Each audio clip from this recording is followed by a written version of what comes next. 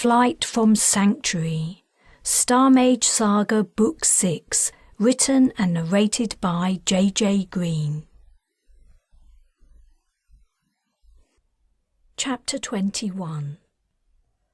The mansion among the clouds reminded Parthenia of her father's estate on Ithia. Kai Wei had taken them on a tour as soon as they'd arrived, though at the time she'd been so shocked by his announcement that he and many others on Magog were mages, she hadn't been able to take in much of what she was seeing. Now the memories of the rooms and areas she'd seen were returning to her in drips and drabs. She recalled the long, wide room with the high ceiling that Kai had said was the place he held his receptions. Tasteful sofas, chaises-longs, and straight-back chairs dotted the edges of the space, but the centre was empty, for dancing and mingling, as Kai put it. She also remembered the formal garden, lamps lining the walkways and angled lights illuminating the decorative fountain displays. Under the starscape it had been breathtaking. The garden probably looked even more beautiful in daylight, when all the many trees, hedges, plants and flowers could be properly seen. Kai had shown them the guest suites where they would be staying. The time restriction of their off-planet visitor statuses was erased, he reassured them. The beds had looked sumptuous, soft and comfortable, and each suite contained its own food printer, for guests to make snacks whenever they wanted. Parthenia smiled. Fern and Oriana would have loved that aspect of the bedrooms. What a shame they hadn't come on the trip. Nala too. But they would arrive soon, she was sure. They would be so excited. Most amazing to her, and something very different from the home where she'd grown up, was Kai's workroom.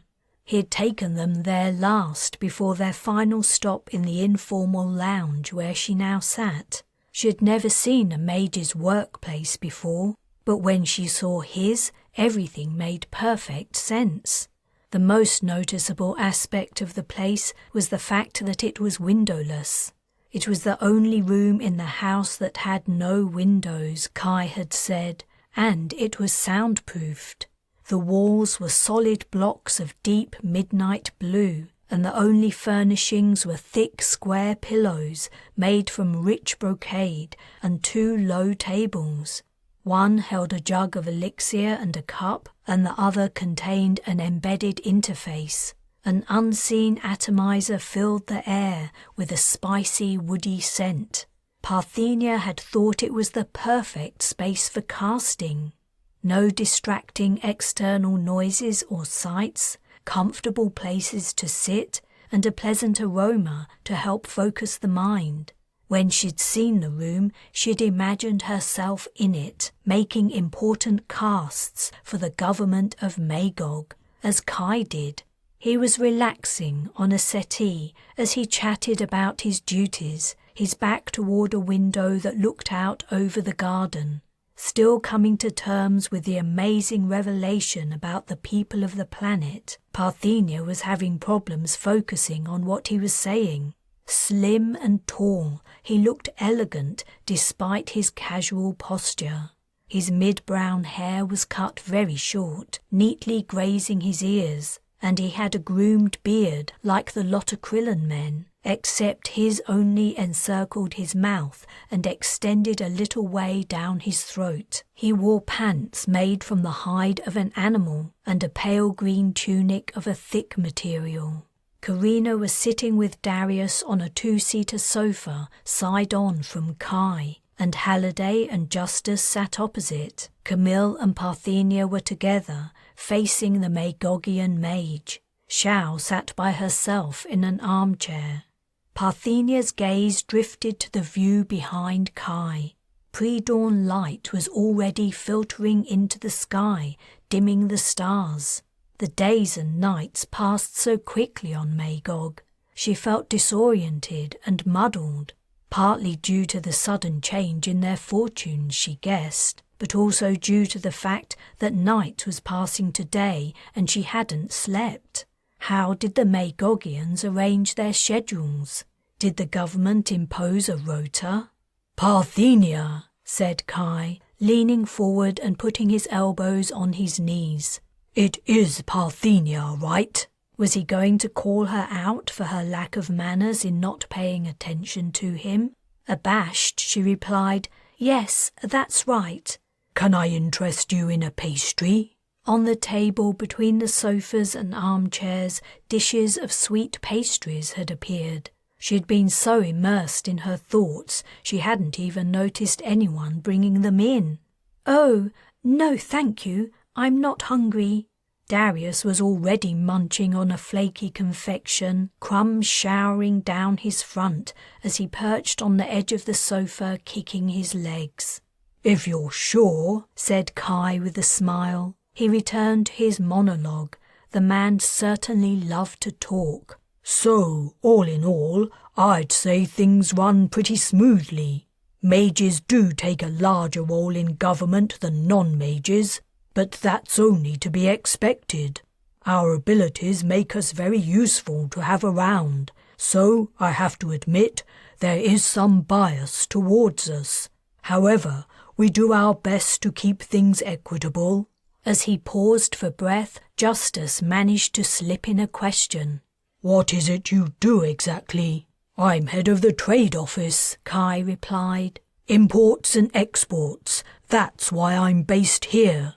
Japheth Spaceport is the largest on Magog, and it's where most off-planet imports arrive. The customs officers here really know their stuff." He gave a wink.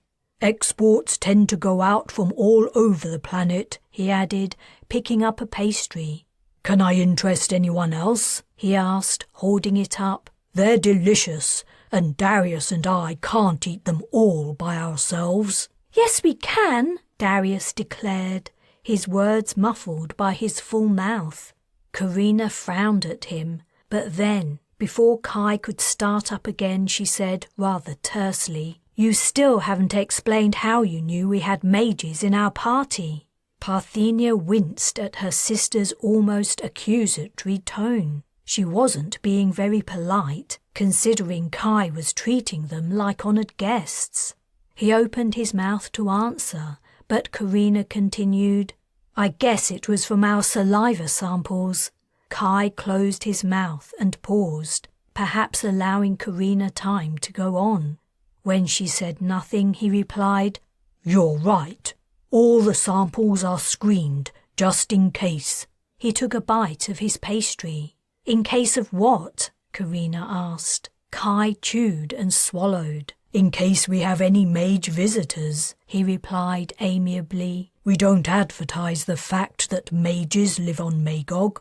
That decision to keep us a secret was taken a very long time ago, and no one's found any good reason to change it since. If it were to get out to the rest of the region that Magogians have undue influence on business visitors, there could be serious repercussions. Other worlds might refuse to trade with us, or we mages could become a target to off-worlders. They might want to kidnap us and force us to use our powers in their favour." He shrugged and took another bite of the dainty delicacy. "Who knows what might happen," he went on after a moment, "but those concerns shouldn't prevent us from welcoming fellow mages to our planet. We're very happy to have you, and we'd be even more pleased if you decided to stay." Parthenia felt Camille shift position as he perked up upon hearing Kai's last statement. Everything seemed to be fitting in with Camille's plan for the two of them to abandon the voyage to Earth and live out the rest of their lives here. Despite all the apparent advantages, she was unsure how she felt about the idea. Everything was happening too fast. She needed time to think. "Wait a minute," Justice said. "What do you mean, undue influence on business visitors?"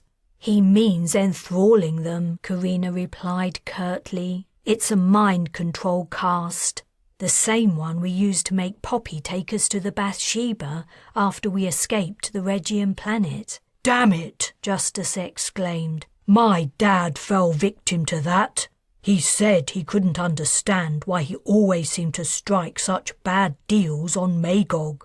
It wasn't until he was on his way home that he realized what he'd agreed to would barely bring him a profit. Kai chuckled uncomfortably. We follow a code of conduct that prohibits us from acting unethically. No trader leaves the planet worse off than when he arrived. It would be bad for business, after all. Yeah, but my dad wasn't much better off either, said Justice testily. Kai held up his hands. I apologize. What else can I say? Business dealings are a matter of each side pitting their negotiating skills against the other. I think I'm probably not wrong in saying your father made some very successful deals in his time, when he made a big profit at someone else's expense. Justice begrudgingly nodded. What we do isn't any more than using our skills to our advantage, the same as your father did. Only we have a code that means we never take things too far. Parthenia wasn't entirely convinced by Kai's reasoning. Her father had forced her to enthrall dealers and merchants at business meetings in order to make them to agree to unfavourable terms with the Shurers. At the time, she had felt what she was doing was wrong, and she wasn't sure Kai was doing anything different, despite his talk of a code of conduct. Karina appeared unconvinced too, by anything Kai said, in fact. Through all his talking since they'd sat down, she'd been wearing a sour look. But then her sister's face often bore that expression. We're getting very serious and dull, said Kai. He glanced over his shoulder to the view outside and then said, The sun will be up soon. What do you say we all go out to the terrace and watch the dawn? It looks like it will be spectacular today. Then you can relax for a day or two, do your business deal, whatever it is you have in mind, and see a little more of Magog. Take your time and think about whether you'd like to make our world your permanent home. Chapter 22. Karina was taking a solitary walk in Kai Wei's gardens. She had calmed Bryce and updated him on the situation on Magog. Her message would take hours to reach the Bathsheba, and there would be a similar delay before she received his reply. She didn't only want to let him know the surprising news that mages lived on the planet, she was also interested to hear what was happening aboard the ship. She faced Wei's house, 100 meters or so distant, but then changed her mind about returning there. The last few hours since arriving in Japheth had been rushed, chaotic, and astonishing. She needed time to think things through. Turning away from the house and looking ahead, she saw a vista of clipped shrubs and tree canopies shaped like small clouds that was apparently endless. But the garden could not continue forever. Intrigued by what was causing the illusion, she set off on the intention of finding the boundary. As Wei had predicted earlier, today's sunrise had been stunning. A field of rich red gold had spread out across the horizon, taking up a third of the sky and edging high clouds with its colour. But as swiftly as it had arrived, the dawn sky had shifted to blue, the clouds melted to nothing, and a new day had begun on Magog. Now the sun was already passing overhead. Karina had left her sunglasses at the house, but the trees overhanging the path provided protection from its brilliant beams. She followed the brick paths, checking that her back remained toward the house. What a surprise Wei's greeting had been. Welcome, fellow mages. Welcome to Magog. She had frozen with shock, and then she had felt the urge to fight or run. Her go-to reactions whenever she realized a stranger knew of her powers. But then she had processed his words properly. Fellow mages. The man had implied he was a mage too. "Please don't be alarmed," he had said, apparently in response to the look on her face. "You aren't in any danger." I'll be the judge of that, she had thought, but everything that had happened since seemed to indicate Wei wasn't lying. He had no guards at his mansion. From what Karina had seen, he lived alone. Ronnie, Malta and Vazan had left when their host had invited them into his home. He also must have known the canisters she, Parthenia and Darius carried at their sides contained elixir. Yet he'd made no move to part them from the vital liquid. She halted and looked behind her. The long, low buildings that comprised Kai Wei's home were obscured by vegetation. The air was growing hot, even under the overhanging branches. She unfastened the top buttons of her shirt before going on. The path she was following was straight, and no other paths branched away from it as they had at the beginning of her walk. How long had she been in the garden? 20 minutes? Half an hour? Wei's estate was huge. He was clearly rich and influential. Everything she had seen backed up his assertion that mages played an essential role in Magog's government, and Wei himself was testament to the fact. His manner was not that of someone under another's control, a cowed slave playing a part. He was comfortable within his luxurious habitation and entirely at ease with being a gracious host. A break in the line of hedges on her right revealed the side of a building, the first she'd seen since leaving the house. She stepped over the low shrubs at the path's edge and approached the edifice. Built of white blocks, the structure was room-sized, square at its base, and narrowed as it rose to a point just above the treetops. She was reminded of the white building she'd seen in the distance from the spaceport. She circled the construction, trying to find the door. The building was solid all the way to the top. She returned to the path and continued along it, thinking about Wei's suggestion that she and the other mages remained on Magog. She couldn't put her finger on the reason, but she felt uneasy at the prospect. Was it only that she was too fixed on the idea of voyaging to Earth on the Bathsheba? Or was it because, despite all that Wei had told them and all she'd seen, she still found it too hard to believe? Darius was definitely on board with living in a mansion and eating pastries all day, and Camille had seemed enthusiastic about the idea of settling on Magog too. But Parthenia was, as always, keeping her feelings private. Karina had often thought her sister learned the habit as she was growing up, witnessing Ma's abuse but unable to show her disapproval out of fear of angering her father even more.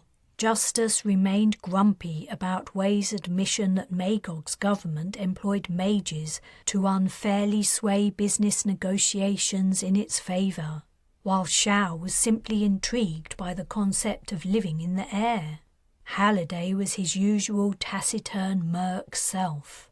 Karina was growing hotter. Surely she should reach the garden's boundary soon. The path swerved to the left, and as she ambled down it, she saw Wei's mansion come slowly into view in the distance. Huh? She stopped. At some point in her stroll, she had turned in the opposite direction. She was annoyed. She only wanted to find the edge of the garden. Was that too much to ask? Returning the way she had come, rather than sticking to the path, this time she stepped off it and into the undergrowth. The plants and shrubs grew fairly wild and untamed, in contrast to the more controlled vegetation nearer the house. The shade was heavy and the air warm and moist. She soon found herself sweating as she pushed through the close-growing branches and thickly clustered leaves. After a few minutes' effort, she came across a line of bare soil running directly across her path. About 1 meter wide, the line looked as though it had been artificially created, perhaps by someone spraying a herbicide. Not a blade or grass nor weed stalk marred its emptiness. On the other side, the shrubs and trees continued, the same as in the place she was standing. Noticing something odd about the vegetation she was facing, she studied it. Then she looked at the trees and shrubs directly above and around her. They were the same. The scene across the line of soil was a mirror image. Instantly, her mind flew back to another time she had seen a facsimile of a natural scene. She stepped over the line and reached out. At the point where the vegetation began, her arm disappeared. The trees, shrubs, undergrowth, even the scanty grass struggling to grow in the shade and dryness, all of it was an illusion. She took another step, feeling tentatively with her toes. She passed through the false scene and found herself standing in front of a high fence of thick mesh. The material was too thick to see through. Above, the sky was clear blue and the sun eye-piercingly bright. Behind her was an image of the garden. She had found the garden boundary. What was more, the invisible barrier she had passed through was the same as the illusion at the entrance to the Dirksons' mountain castle on Ostalon, created by mages in ancient times. If she had ever doubted that Kai Wei was a mage and her kind held a position of importance on Magog, she could safely cast aside that doubt now. "I'm impressed," said a voice out of nowhere. She jumped and spun around, looking for its owner. Wei strode through the illusory field. "In all my years of living here," he went on, "I don't think anyone's ever made it to the end of my garden. How did you know how to get here?" He was relaxed and cheerful as usual, his expression open and friendly. Yet she felt she'd done something she wasn't supposed to. "I'm impressed too by how well you hid the boundary and the fact that as soon as I stepped through the fake image of the garden, you knew what I'd done and exactly where I was." "The semblance is set with an alarm, which you triggered when you walked through it. I installed the alarm because it's dangerous on this side of the barrier. I wouldn't want anyone to fall to their deaths." "So the edge of your estate is on the other side of this fence?" Wei lifted his arm and waved it across the mesh. The thick material disappeared, and suddenly Karina was looking out over the surface of Magog, 1,000 meters below. The verdant jungle trees were so small they looked like weed floating on a pond. She gasped. She was standing less than half a meter from a long fall and a sudden deadly stop. "Don't worry," said Wei. He touched the place where the fence had been, and his hand met invisible resistance. "You would only be in danger if you climbed over the fence." He waved again and the fence reappeared. "You did that without drinking elixir." "It operates via technology. I didn't cast to make it turn transparent or return it to its opaque setting. The fence responded to my gesture, that's all." "And this?" She reached out toward the garden and her arm disappeared up to her shoulder. "You called it a semblance?" "Yes, that is a cast, a permanent one, until another mage undoes it, that is. I think you knew that, though. You knew it wasn't real, and you could pass through it." "I saw something similar once before. I guessed mages had probably created it, but I was never certain until now." "You've seen another semblance? Fascinating. You must tell me all about it. Would you like to come back to the house? You must be tired of wandering around outside." She was still curious about what else she might discover in the garden, but she was also interested to learn about the semblance cast. Wei might know others Nine-Eye had never taught her. "Sure."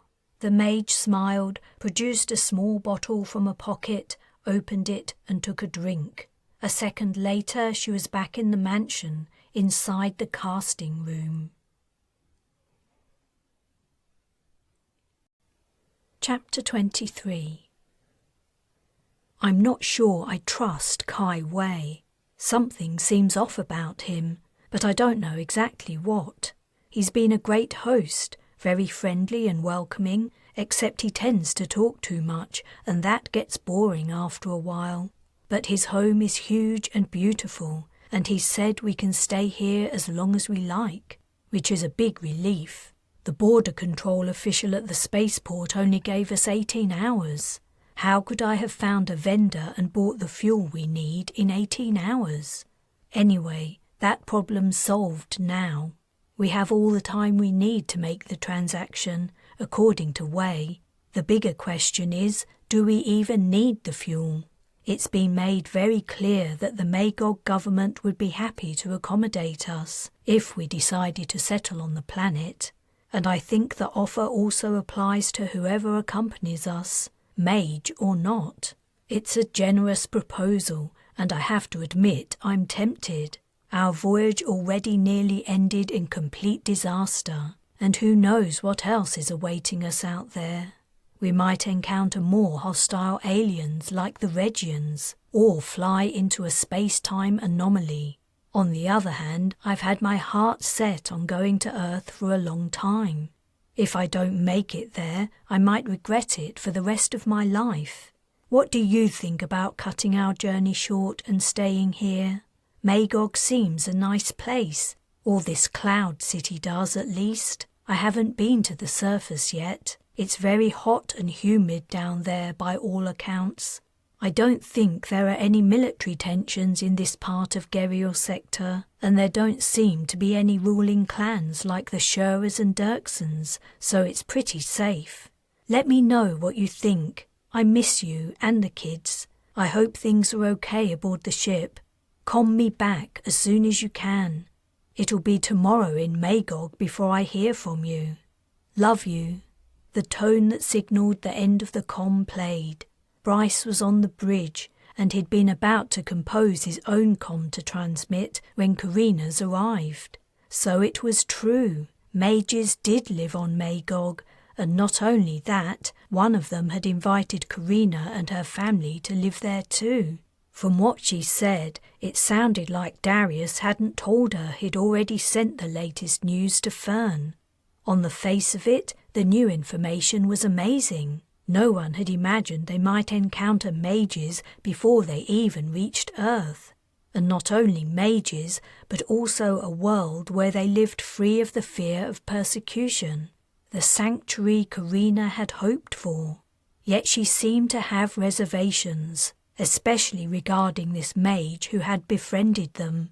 Bryce wasn't surprised. Karina was cautious and distrustful to an extreme. It had taken him a long time to convince her he didn't mean her any harm, so he wasn't at all surprised she suspected Kai Wei's motives. But the whole setup did seem too good to be true. Perhaps she was right to be skeptical. He hoped she and the rest of her party weren't in any danger. In the middle of his musings, the bridge door opened and a large figure strode in. When he saw who it was, Bryce tensed up. He hadn't seen Papu in a while, not since the giant had helped his brother rouse all the black dogs from stasis, and he hadn't anticipated seeing him so soon after his release. The man must have come straight to the bridge after the guards had told him he was free to go. Papu marched quickly to where Bryce was sitting and thrust out his hand. Bryce flinched and ducked, expecting a blow. Then he saw the man was waiting expectantly, his arm extended. Papu wanted to shake hands. "Thank you for giving the order to set me free," Papu said in his usual low, rumbling tone. Bryce straightened up in his seat, embarrassed to have made a fool of himself by assuming the giant was going to attack him, and grateful no one else was on the bridge to witness it. Papu didn't seem to have noticed his mistake. Grasping the man's massive paw, Bryce said, "You're welcome. I'm sorry about what happened to your brother and sister-in-law." Papu's mouth turned down at the corners, and for a few seconds he didn't respond. "Lo Mang was always good to me. If anyone had killed him, I would have avenged his death, but he was not murdered. A strange accident took him and Mesban and some soldiers. I saw them vanish with my own eyes." "We're still not sure exactly what happened, except it had something to do with a cloud of anomalous space-time straying into our path." Papu looked perplexed. "It was a terrible accident," said Bryce. "I wondered if it was the enchantress who did it, the same way she killed the woman prisoner. Lomang told me she had moved the woman out of the ship and into space to execute her. But when my brother died, I saw mercenaries disappear too. I didn't think the enchantress would kill her own soldiers." "No," said Bryce, realizing the woman prisoner had been Sable Dirksen. "Definitely not. Simply the possibility that Lomang could have died at Karina's hands had kindled a fire in the huge man's eyes that sent a tingle of fear through Bryce. "Definitely not," he repeated, and then, "Have you found a cabin? Most of the Lotokrillans are on deck 3. Papu nodded, but he seemed uninterested in Bryce's change of subject. "The enchantress has gone to buy fuel for the ship?" "That's right. She's taken a few people with her, including a Lotokrillan man, Vigo Justus. She should be back in a few days." "I think, if she was here, I would not have been allowed to leave the brig. She would have forbidden it." "That's most likely true. Karina's very cautious, especially when it comes to keeping her family safe. And you and she have some history. You aren't her favorite person by a long shot." His expression grave, Papu nodded again. "She was a formidable enemy. No one else has ever managed to restrain me, even if she did need the help of a mech to do it." He smiled wryly. "I hope now she will be a formidable ally." He turned as if to leave, but then halted and turned back to Bryce. "Do you not find her frightening? She can enslave your mind and make you tell her all your secrets." "Yes, well, she only does that to her enemies, and only if she absolutely has to." I'm not sure you're right about that." Without another word, Papu clumped out of the bridge. As the door closed, Bryce relaxed. Though the giant had wanted to be friendly, there was something about him that put Bryce on edge. Probably the man's sheer size. Or was it that he already had reservations about releasing him? He didn't think the giant posed a great risk. He might be big, but brawn didn't count for much against a pulse rifle, and he wasn't capable of organizing a mutiny. What was really worrying was Karina's reaction. When she found out Papu had been released, she was going to be mad. After recording and transmitting his message, Bryce left the bridge and took the elevator to the top level of the ship, and then headed to Jace's cabin. The mage would be very interested to hear the away party had discovered mages living on Magog. When he reached the right door, he knocked, expecting that the chime remained inactivated. There was no answer. Once more, he rapped the door with his knuckles. When Jace still didn't open up, he tried the comm system. Jace sometimes wore an ear comm, though not reliably. Jace's comm was turned off. Is he asleep? It wasn't the quiet shift, but it would be easy for the mage's daily routine to get out of whack. Perhaps he's only meditating. Bryce hesitated. He could be somewhere else on the ship. Bryce thought of a few more reasons why Jace wasn't answering his door. Then he knocked again. Seconds of silence passed. He spoke to the ship's computer. Before Karina had left for Magog, she had added him, Jace, and Jackson to the list of people with authority to override the Bathsheba's security systems. In response to his request, the door to the cabin unlocked and opened. Chapter 24. Jace's room was a mess. The low table had been knocked over, A jug lay on its side, and char or elixir had splashed across the floor. The bedclothes were strewn about, and one of the chairs had been upended. It was obvious some kind of struggle had gone on. Bryce ran to the bathroom and looked inside.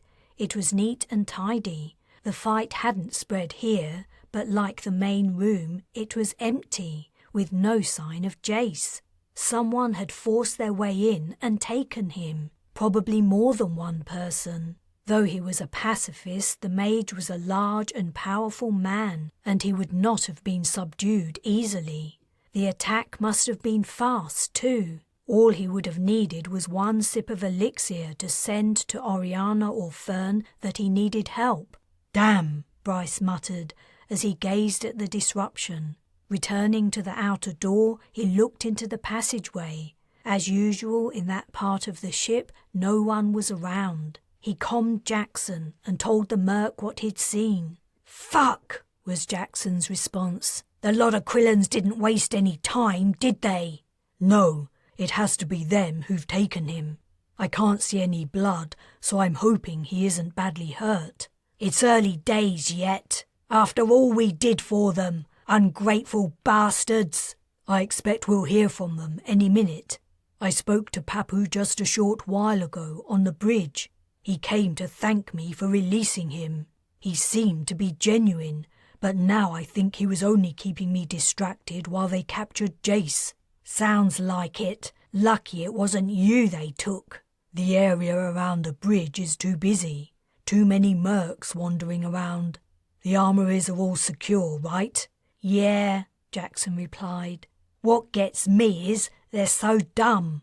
The Bathsheba's going nowhere until she has some fuel in her, and Lin isn't going to fill her up while the lot of Krillins are holding Jace hostage. They probably think it's going to be easier to take the ship while she isn't around, and they're betting she'll give them the fuel to get Jace back."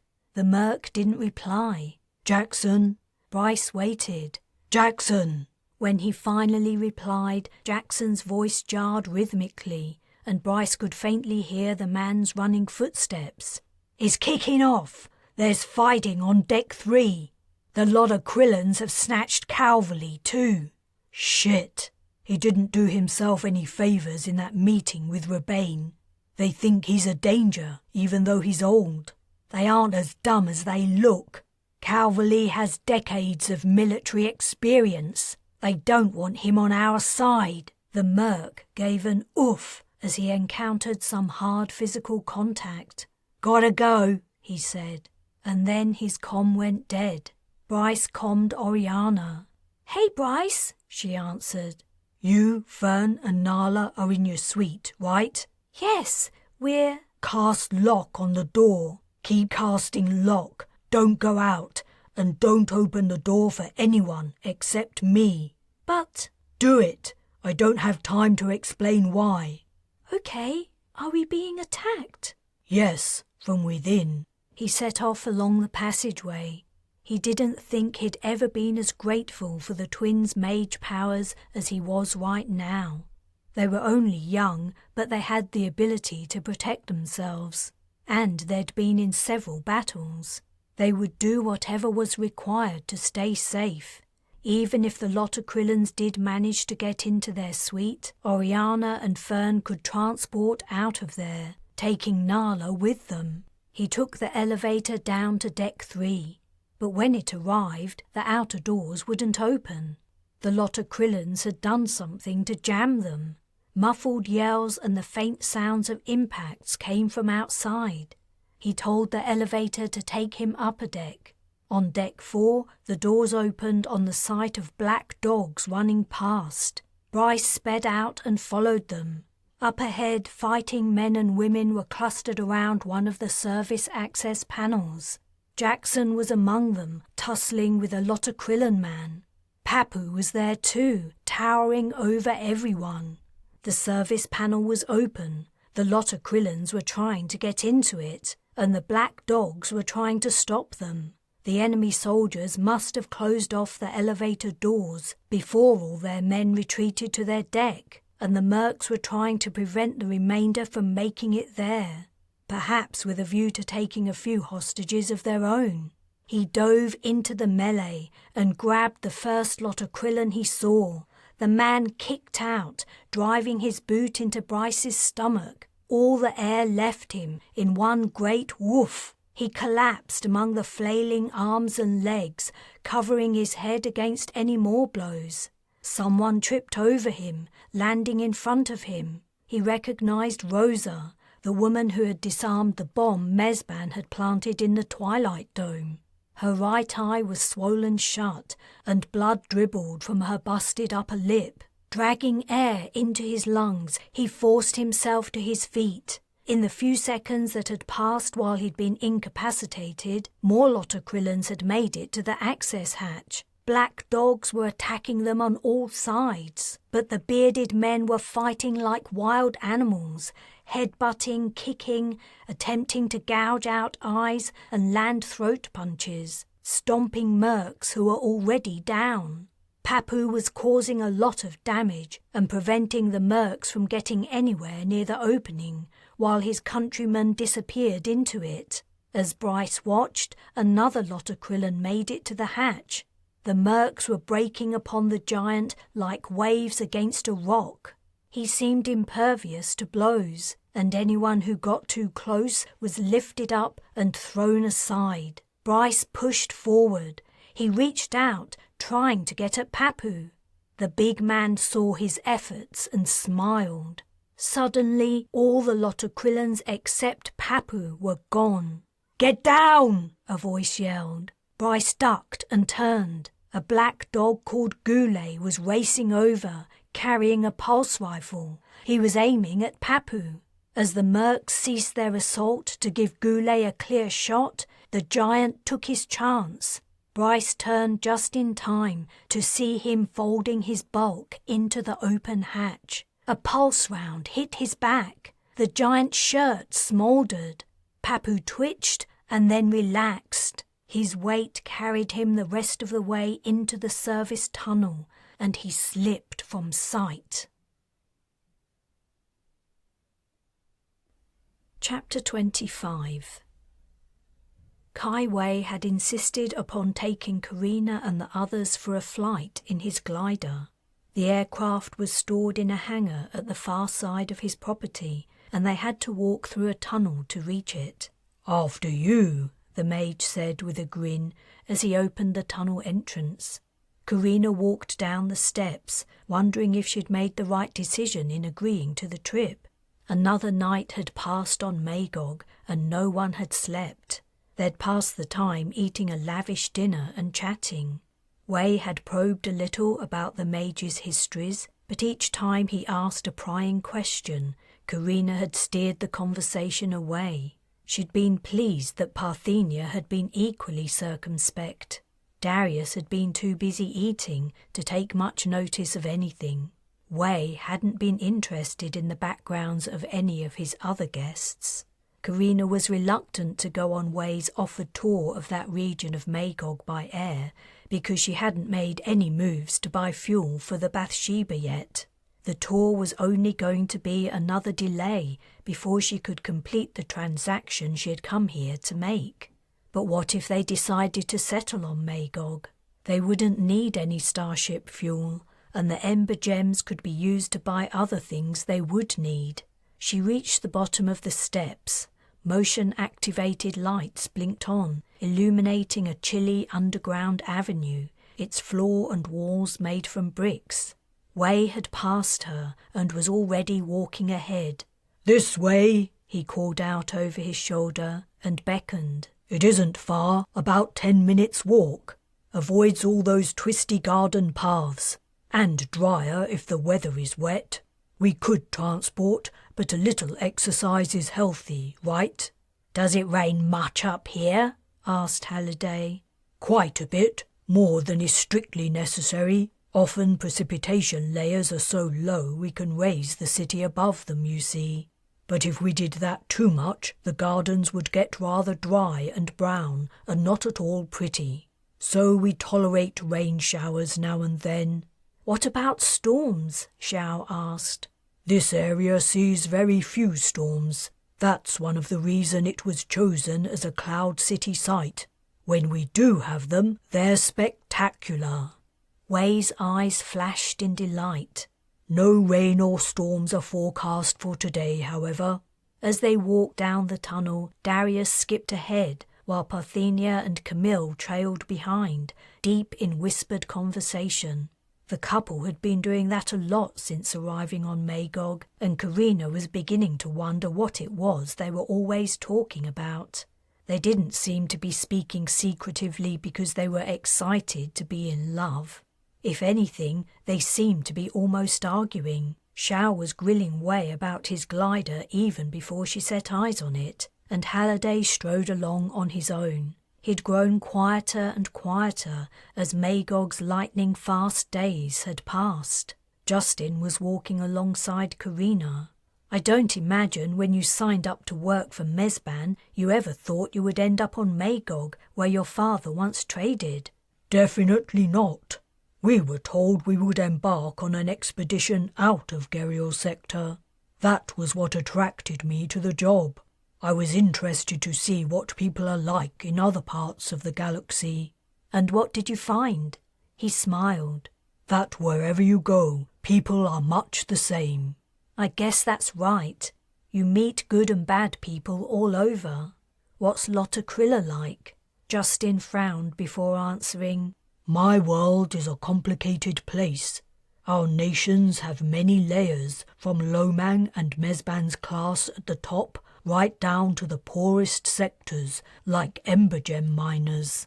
"Ember gem miners are from the lowest classes?"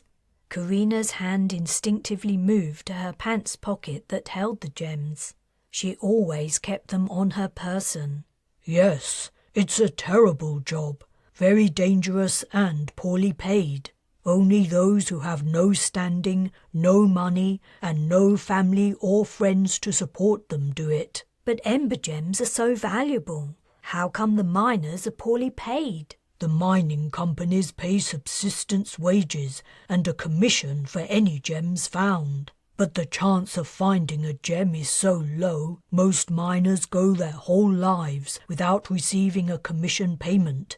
And because their wages are barely enough to pay for food, they can never save to make any change in their lives or investment in their future. Ember gem miners usually work until they die from ill health or accident, and then their bodies are placed in an exhausted, closed-off seam of the mine and forgotten." "Shit!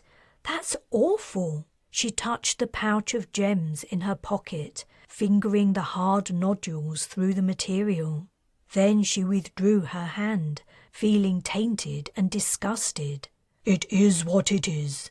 Every so often a philanthropist calls for the regulations to be changed, but then the mining companies hold up one or two examples of miners whose lives were transformed when they found a gem.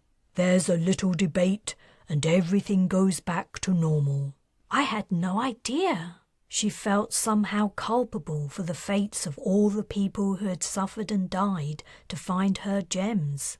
"Here we are," announced Wei. He'd halted at the opening to stairs leading upward. They climbed up them to the hangar. Wei's glider was beautiful. The air vehicle stood alone in the storage space like a giant white bird preparing to lift into flight. The wings flared out gracefully from a slim body and the nose tapered to a gentle point. Xiao appeared to fall in love at first sight. She walked to it and ran a hand across its hull.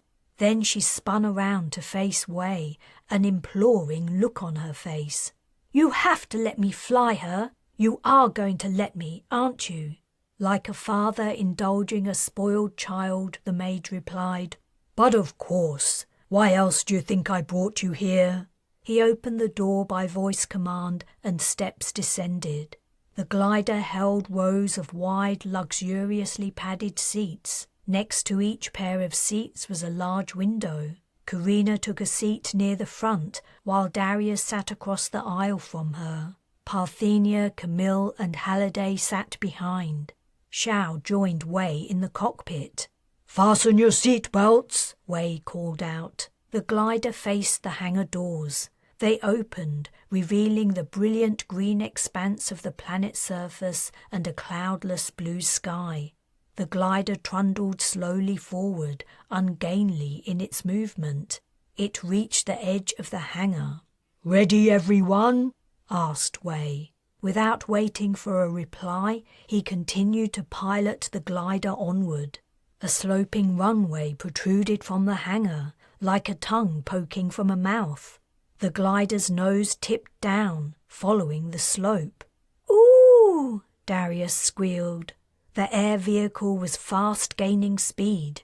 In another moment, it ran out of runway. But they didn't fly off into the air, they fell. The glider had slipped off the runway and quickly moved from its 45-degree angle to 90 degrees. It was plummeting to the ground. Darius yelled. Parthenia screamed. Xiao and Wei were arguing, but Karina couldn't make out the words. The wind that roared past them was too loud. All she could see was the jungle canopy racing up at a terrifying speed. Xiao hollered, reached over and grabbed the controls. The glider's nose began to lift. Within about the same short amount of time they'd fallen, the air vehicle was flying parallel to the ground. The world had righted itself. In front of them, the horizon bisected the view, green below and blue above. Wei was laughing. Chapter 26. That evening, at dinner, the atmosphere in Kai Wei's mansion had entirely changed. Darius was the only one who appeared oblivious to the events of the day. Karina was no longer in the mood for pleasant conversation, and the others in her party apparently felt the same way. They ate quietly, Kai Wei's attempts to draw them out falling on deaf ears. Through the stunned silence in the passenger cabin after the glider had pulled out of its dive, Wei had explained that the aircraft was equipped with agrav. They'd never been in any danger, he'd said. He could have pulled up at any time, and he'd only wanted to inject a little fun into their excursion. After his joke, he'd taken them on a tour of Magog. They'd flown over the jungle to the ocean, and then across the ocean to an archipelago where they'd landed. In other circumstances, Karina would have loved the little set of pristine islands set in a shallow azure sea. They'd swum out to the reefs that encircled the archipelago, and with the help of borrowed equipment, they'd seen the beautiful corals and astonishing colourful fish and other sea life. Their next stop as the sun was dropping quickly from the sky was a larger single island. They didn't land there, but flew in slow circles above it. As the sun disappeared and the stars came out, the reason Wei had taken them there became apparent. All around the shoreline the sea turned phosphorescent, glowing and shimmering as the waves swept in and out. Not long after, luminous sea creatures became visible in the depths. The organisms' long bodies trailed wide, threads of pulsating colour. The display had continued after Wei had turned the glider for home, and Karina had stared out of her window at it until it was lost in the darkness. It could have been a wonderful day, and she would have seriously considered settling on Magog just to be able to return to those islands again and again. But Wei's actions had thrown a pall over everything. Despite all the hospitality he'd shown them otherwise, Karina's gut feeling had been confirmed. Wei was not to be trusted. Whether he was only reckless and foolish, or whether, deep beneath his urbane exterior, he was malicious, she didn't know. However, she did know how to find out.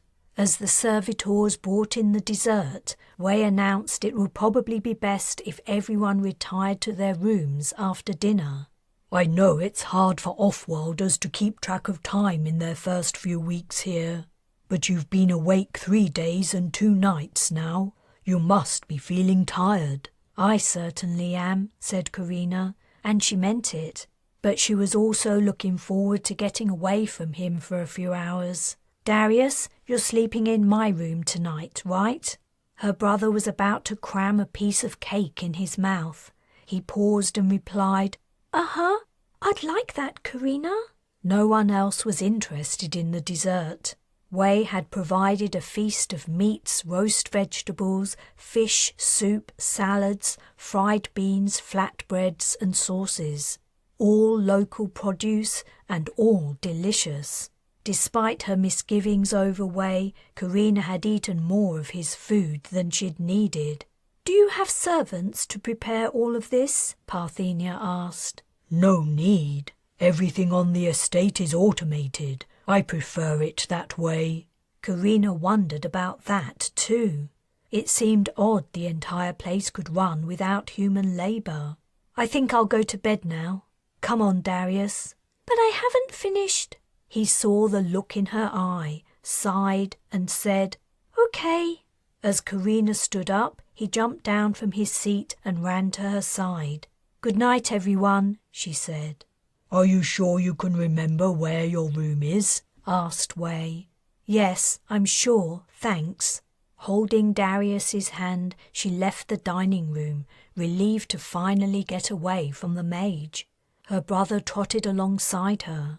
"I think I ate too much." "I think you did too." She looked down at him, smiling, and added, "And so did I. Mr. Wei's food is very good, isn't it?" "Yes, it tastes different from the food we eat on the ship." "That's because it's fresh. On the Bathsheba, the food's either been in storage or printed. It isn't the same as something fresh from a farm." "Can we take some back with us?" "Sure. After we buy the fuel, we'll go shopping for supplies. Is there anything you'd particularly like?" Darius rattled off a list of foods, mostly sweet and unhealthy. Karina was interested that he hadn't mentioned anything about staying on Magog and not returning to the ship. Though he was young, he had to have heard Wei's frequent mentions of the possibility. And he was clearly having a great time. Yet he wasn't putting up any fuss about leaving the planet. She waited until they were in their guest suite before asking him anything on the matter. And even when the door was closed and they were behind solid walls, she kept her voice low, just in case spying devices were watching and listening. She sat on the bed, sinking into the soft mattress. "Can you come here a minute, Darius?" The little boy had run to the mirror and was making faces at himself, but he immediately walked over to her. "I want to play a whispering game," Karina said. "Cool! I'll go first." "Okay."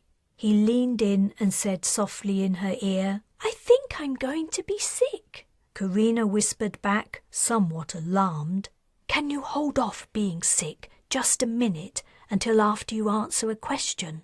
Darius considered a moment and then nodded. Gently holding his shoulders, she put her mouth so close to his ear her lips brushed it. "Darius, what kind of feeling do you get from Kai Wei? Is he a good or a bad person?" She moved her head back and got a look at her brother's face, which had become very serious. He slowly shook his head. That was all the answer she needed. She was naturally distrustful of everyone she met. Suspicion and wariness had been bred into her. But Darius was still young. He hadn't learned to be always skeptical of others' motives. He put his cheek against hers and said quietly, "It doesn't hurt too bad because you and the others are here with me. And you're all strong and good. But Mr. Wei feels like Castiel did. He's like a big dark shadow, full of hate." Karina looked into her brother's eyes. He stared back at her with candor, appearing older than his 7 years. Wei is a dark mage? If Darius's impression was accurate, and she had no reason to doubt it, they were all in dire danger. Castiel had been vicious and ruthless, willing to enslave, betray, and torture his own family to get what he wanted, and he had only been a teenager. Wei was a grown man, experienced in manipulating people. He'd led them to believe he was a generous host, sometimes a bore, but otherwise kind, though she had thought his catching her when she crossed his garden's boundary rather strange. Then today the mask had properly slipped, and, unable to control himself, he'd given in to his desire to fill them with fear, to have them under his control. How much of all that he'd told them was true? In the brief time they'd spent in Japheth, the Magogian behaviour they'd seen hadn't given her any reason to think they were mages. The people here seemed very different from the mages she'd met at the matching on Pyrene, who were peaceful, content with simple things and pleasures. Was Wei hiding his powers from the government? Was that why he was living in seclusion? He appeared to have some kind of relationship with the officers of the Mayor's Watch, who had brought them here, but he could have enthralled them. Darius was watching her. It's time to get ready for bed now. Are we really staying here tonight? Karina raised her eyebrows. You know what? Sometimes I think you don't only read my feelings, you read my mind. He shrugged. Perhaps Darius could hear her thoughts, or perhaps it was only common sense to know they must leave, and soon. Wei was probably already contemplating the repercussions of his unwise prank. He would be wondering if he should make a move to ensnare the off-world mages before they left the sphere of his control.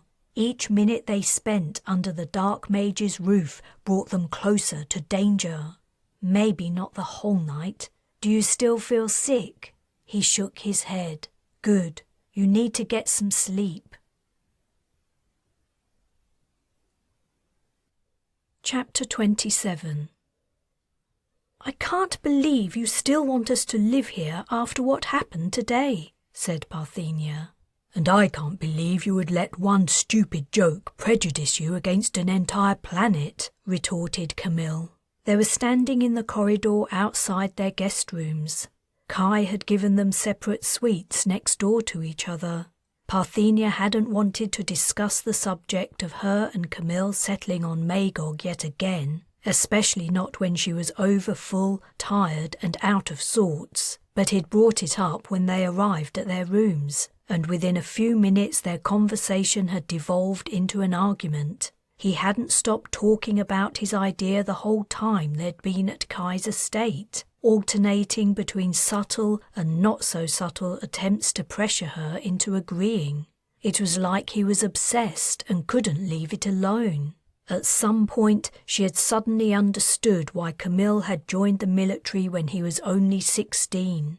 He must have gotten infatuated with that idea too, and had left behind his life and family on his home world due to a whim that had grown into a compulsion. She wasn't even sure any longer if she didn't want to settle on Magog, or if she was just sick and tired of him trying to force her into it. Let's talk about it tomorrow. I'm exhausted. As he went to reply, his features were full of irritation. But then his facial expression relaxed, and he looked a little shameful. You're right. We can discuss it again tomorrow. It's just that I think this would be a great place to live for both of us. She stiffened. Sorry. He held up his hands. We can talk in the morning. He grasped her waist and pulled her close to kiss her. She didn't resist. She did like him a lot, when he wasn't obsessing about living on Magog. They parted. Good night. Good night. Hey, I wonder if it'll be daylight or night when we wake up. I'm too tired to think about it. She walked a few steps to the door of her suite. Sleep well. After going inside and closing the door, relief swept over her.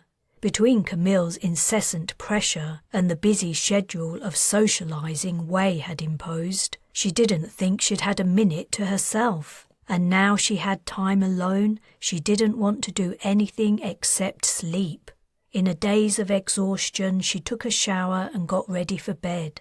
Yellow silken pajamas in her size lay on the bedspread. She put them on, climbed onto the high bed and slipped under the covers. The last thing she remembered was her head touching the pillow. "Parthenia!"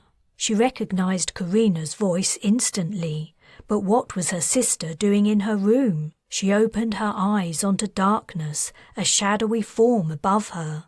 "What are you doing?" she asked crossly. How long had she been asleep? She still felt tired. She squinted at Karina through sore, itchy eyes. "Get up," Karina said softly but urgently. "We have to leave." "Huh?" Tiredness dragged at her muscles as she pushed herself into a sitting position. "Wei is a dark mage," said Karina. "Darius figured it out." "What?" "Please, trust me. You know I don't bullshit. Hurry up. We have to wake the others."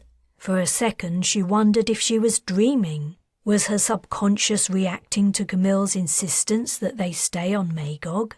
"Kai Wei is a dark mage?" she repeated stupidly. But before Karina answered, she believed her. She'd liked the man at first. He was so friendly and affable. But as she'd gotten to know him, she'd sensed an undercurrent of self-centeredness and arrogance in his nature. Every conversation he'd taken part in, he'd dominated, and he never talked about anyone else, as if he had no real friends. Then yesterday's event had been the icing on the cake. "Okay," she said, over Karina's attempt to explain. "I get it. Just give me a minute to get changed." Karina moved away from the bed. "Don't forget your elixir." Darius was in her room too, standing near the door. "I'm going to wake Camille," Karina said. Taking Darius with her, she left. Why had Wei really brought them here? They were alone on his island in the clouds. What was he planning? Had everything he'd told them about living on Magog as mages been a lie? She climbed out of bed, turned on the light and reached for her clothes, which she'd folded and piled on a chair. She grabbed the hem of her pajama shirt, ready to pull it off over her head, but a small noise made her turn. Kai Wei was standing there, one eyebrow lifted. "Don't let me stop you." She spun around, scanning the room. Where had she put her elixir? The canister was next to her bed. But Wei was too fast. He strode to her in 3 quick steps and grasped her wrist with a vicious strength. In his other hand he was holding a bottle. His eyes not leaving her face, he took a drink. "Karina!" she yelled, trying to jerk her arm from his grip. The bedroom door opened. She glimpsed her sister's dismayed face, and then she was somewhere else, somewhere pitch black and stuffy. Wei was still holding on to her. "Now to get your brother and sister." As he spoke, his grip slackened. Parthenia launched herself at him, throwing a wild punch that met flesh and bone. He grunted. She heard him stumble and hit the floor. Falling to her knees, she reached out blindly, feeling for his bottle of elixir. "Bitch!" muttered Wei between his teeth. She could hear him scrabbling away from her. She crawled after him. Her hand hit his foot, and she quickly grabbed his ankle. All she had to do was to get the elixir, but she had to be fast, or he would transport out of here. She released her hold on him, brought her legs forward, and gave a sharp kick at her estimated target. The heel of her foot sank into something soft and yielding. Wei went silent, except for some groaning. She crawled toward the sound. Her questing hands found the dark mage curled into a ball of quiet agony. Frantically, she patted his body. Where was the elixir? She discovered an arm and followed it down to the hand, but it was empty. Wei was beginning to recover from her blow. His groaning became louder. He cursed.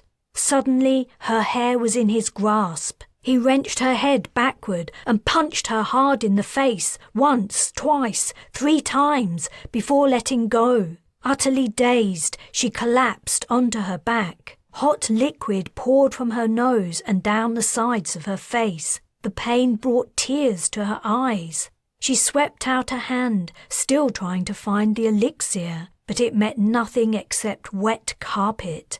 Some of the elixir must have spilled from Wei's bottle. She listened, but all she could hear was her own panting. The dark mage had gone. Chapter 28. "Shit!" Karina exclaimed as her sister disappeared with Wei. Parthenia! Darius yelled. He ran into the empty room and turned in a circle. She's gone! He took her! Karina, we have to get Parthenia back! Camille emerged from his suite, sleepy-eyed. Karina had opened his door when Parthenia had called out. The noise must have woken him. "We will," she replied. "Don't worry." Her plan to transport everyone out of the mansion without Wei's knowledge had fallen to pieces. "What's going on?" asked Camille in confusion, smoothing his ruffled hair. "Wei has taken Parthenia." "What? Why?" As if to assure himself of the truth of what she was saying, he peered into Parthenia's suite. "Wei is a dark mage and—" "A what?" "What you need to know is Kai Wei has an ulterior motive for bringing us here. I don't know what it is, and I don't need to know. We have to get out as fast as we can. You have to wake up Xiao, Halliday, and Justice and—" She slapped her forehead. Now that Wei knew they were on to him, her plan of asking Poppy to pick them up at the estate under the cover of night might not work. The star whale was a living creature. The dark mage could kill her with a single cast. Camille was watching her. "Wake up the others and meet us at the entrance of the tunnel leading to the hangar." "Are you sure Wei's taken Parthenia?" asked Camille. "We're his guests. Why would he do that? Maybe she's just gone for a walk." "I saw him take her. He transported her and himself away somewhere, and I'm pretty sure he'll be back soon for—" Wei appeared in the corridor behind Camille. The man's demeanor had transformed. His expression now oozed hatred. Camille's eyes widened as he looked at Karina. Following the direction of her gaze, he turned. One look at Wei was apparently all it took to convince Camille that her estimation was correct. He began to back up, but then he halted. "Leave him to us," Karina told him. "Do as I said. We'll be there as soon as we can." "Where's Parthenia?" Camille demanded. "If you've heard her, I'll—" Wei's attention had been focused on Karina, but Camille's words distracted him. He looked at the young man, and his features twisted with contempt. His hand rose, bringing the bottle he was carrying to his lips. "Camille, run!" Karina yelled. But the young man only began to stalk on rigid limbs towards Wei. "Camille!" What would Wei do? Would he split him? Mages were useful, but the non-mage members of her party held no value to Wei. He closed his eyes, but at the exact same moment, Camille vanished. There hadn't been enough time for Wei to cast. What had happened? When the dark mage opened his eyes, he glared at the empty space where Camille had stood, looking as puzzled as Karina felt. "What did you do?" he roared. Small, soft hands gripped her hips. Darius had moved behind her. She looked down to see him peek out fearfully at the mage. "Did you transport Camille somewhere?" Uh-huh. "Good job." She returned her attention to Wei. "I don't know what weird setup it is you have here, or why you want us to stay, but we're not interested. We're leaving Magog. Bring Parthenia back and we'll go. That'll be the end of it. No one will get hurt." Wei snorted with derision. "I won't get hurt, that's for sure." "Where's my sister?" Karina pressed. Then she realized she didn't need his answer. Reaching behind her, she felt for Darius's arm and squeezed it, hoping he would understand. The dark mage scowled, no trace of his former charm remaining. She could almost see the wheels of his mind turning as he tried to figure out what to do. There was no point in him transporting them to whatever place he'd put Parthenia. They were carrying elixir, and they would naturally transport themselves and their sister right out again. He wouldn't try to kill them yet. Their powers were still useful to him, though now they were onto him he would have to force them to do his bidding. If Darius had acted on her signal, Wei's hesitation was about to cost him dearly. The dark mage vanished, along with the corridor and everything else. She was in darkness, but still inside the house. She spun around and felt for Darius before grabbing the boy into a hug. "Well done! You knew I wanted you to transport us. Where are we?" "In the dining room. It's the place I remember best." "Boy, am I glad to see you guys," said Camille. "Though maybe see isn't the right word. You're coming with us. We need to collect the others and Parthenia and then get out of here." "You know where Parthenia is?" Wei might have security sensors everywhere in his home, and he would soon arrive. She had to work fast. "Darius, you still have those items everyone gave you in your bag, right?" "Yes," he replied, realization of her intention in his tone. "I'll locate Parthenia." "No, I'll do it. But not yet. Let's get the others first." "Oh, okay." Darius sounded disappointed, but her plan was the safest way. She silently thanked the stars for her foresight in asking all the others to give her brother something that belonged to them. "Come over here quickly, Camille." Next, she asked Darius to locate Xiao, Halliday, and Justice and transport them. Each cast her brother made would use up precious elixir, but they'd both brought along plenty. She hoped that, once they'd escaped, they wouldn't need to cast much more. A few minutes later, everyone in their party except Parthenia was standing in the tunnel that led to the hangar. There hadn't been time to explain to the three who'd been most recently awoken exactly what was happening, and now they stood in dazed disbelief at their sudden relocation. She still had no time for explanations. She would have to leave that to Camille and Darius. "I'm going to get Parthenia." "Wait, I'll come too," Darius exclaimed. "No, I want you to stay here with everyone else. What did she give you?" A grumpy frown marring his young features, Darius reached into his bag and brought out a comb. Karina took it and held it as she located her sister. From the shadowy mental map she could see in her mind's eye, it appeared Wei had put Parthenia in the place he did his casting for Magog's government, if what he'd told them was true. She had been there a couple of times and could remember its layout. It was the obvious place. The room had no windows and little inside it that could be used as a weapon. She took another drink of elixir.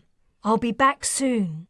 The instant the scene switched to darkness, she called out, "Parthenia, quick, grab me and I'll—" Ah!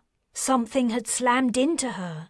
She landed hard on her backside, but she'd been expecting the attack and she held on tight to her elixir canister. She swung the container around, hoping to hit Wei. She'd guessed correctly he would go where he was keeping Parthenia and wait for her there, knowing she wouldn't leave without her sister. "Parthenia!" she yelled, but there was no answer. Wei must have gagged her. The dark mage turned on the lights. Her sister was sitting on the floor in the corner, her knees drawn up and her ankles and wrists tied. A length of cloth was tightly bound around her face. She looked at Karina with frightened eyes. Wei loomed over Karina. He beckoned with the fingertips of one hand. "Give me your elixir." "Like hell I will." Would she have time to cast before he could stop her? Her gaze flicked to Parthenia. "You'll never escape, Magog. Your spacefaring creature is far away. and wherever you go in Japheth, the Mayor's Watch will find you. You might as well give up now." His expression softened, and traces of his previous cultured manner returned. "Let's not quarrel. I admit I could have been more forthright about the role of mages here, but I wasn't lying when I said you could have a very pleasant existence on my home world." "I don't give a shit what you're doing on Magog." The way she crouched on the floor, her hands were partially concealed from Wei. Making the slightest of movements, she began to unscrew the lid of her canister. "If you feel the need to dissemble, it's clearly something disgusting, and we don't want any part of it." "Well, whether you want to or not, you are going to be part of it." Wei lunged, hands grasping for her elixir. The canister was open. The impact of Wei's body knocked the lid from her hand and slopped liquid out. She'd put her legs up, trying to kick him away. But the tall man had a long reach, and, despite her pummeling his gut with her feet, he managed to grab the wet canister. She grunted with effort as he tried to wrest the elixir from her grasp. She was holding the top and he had the bottom, and the tension created was slowly turning the container on its side. Elixir was running out in a thin stream. His other hand was occupied trying to force her legs down. The canister was moving away from her, and she was losing her grip on the slippery surface. In another moment, he would have it. She changed tactics. She bent down so her face neared the stream of elixir. Wei saw what she was trying to do. His free hand left her legs, made a fist, and arced toward her head.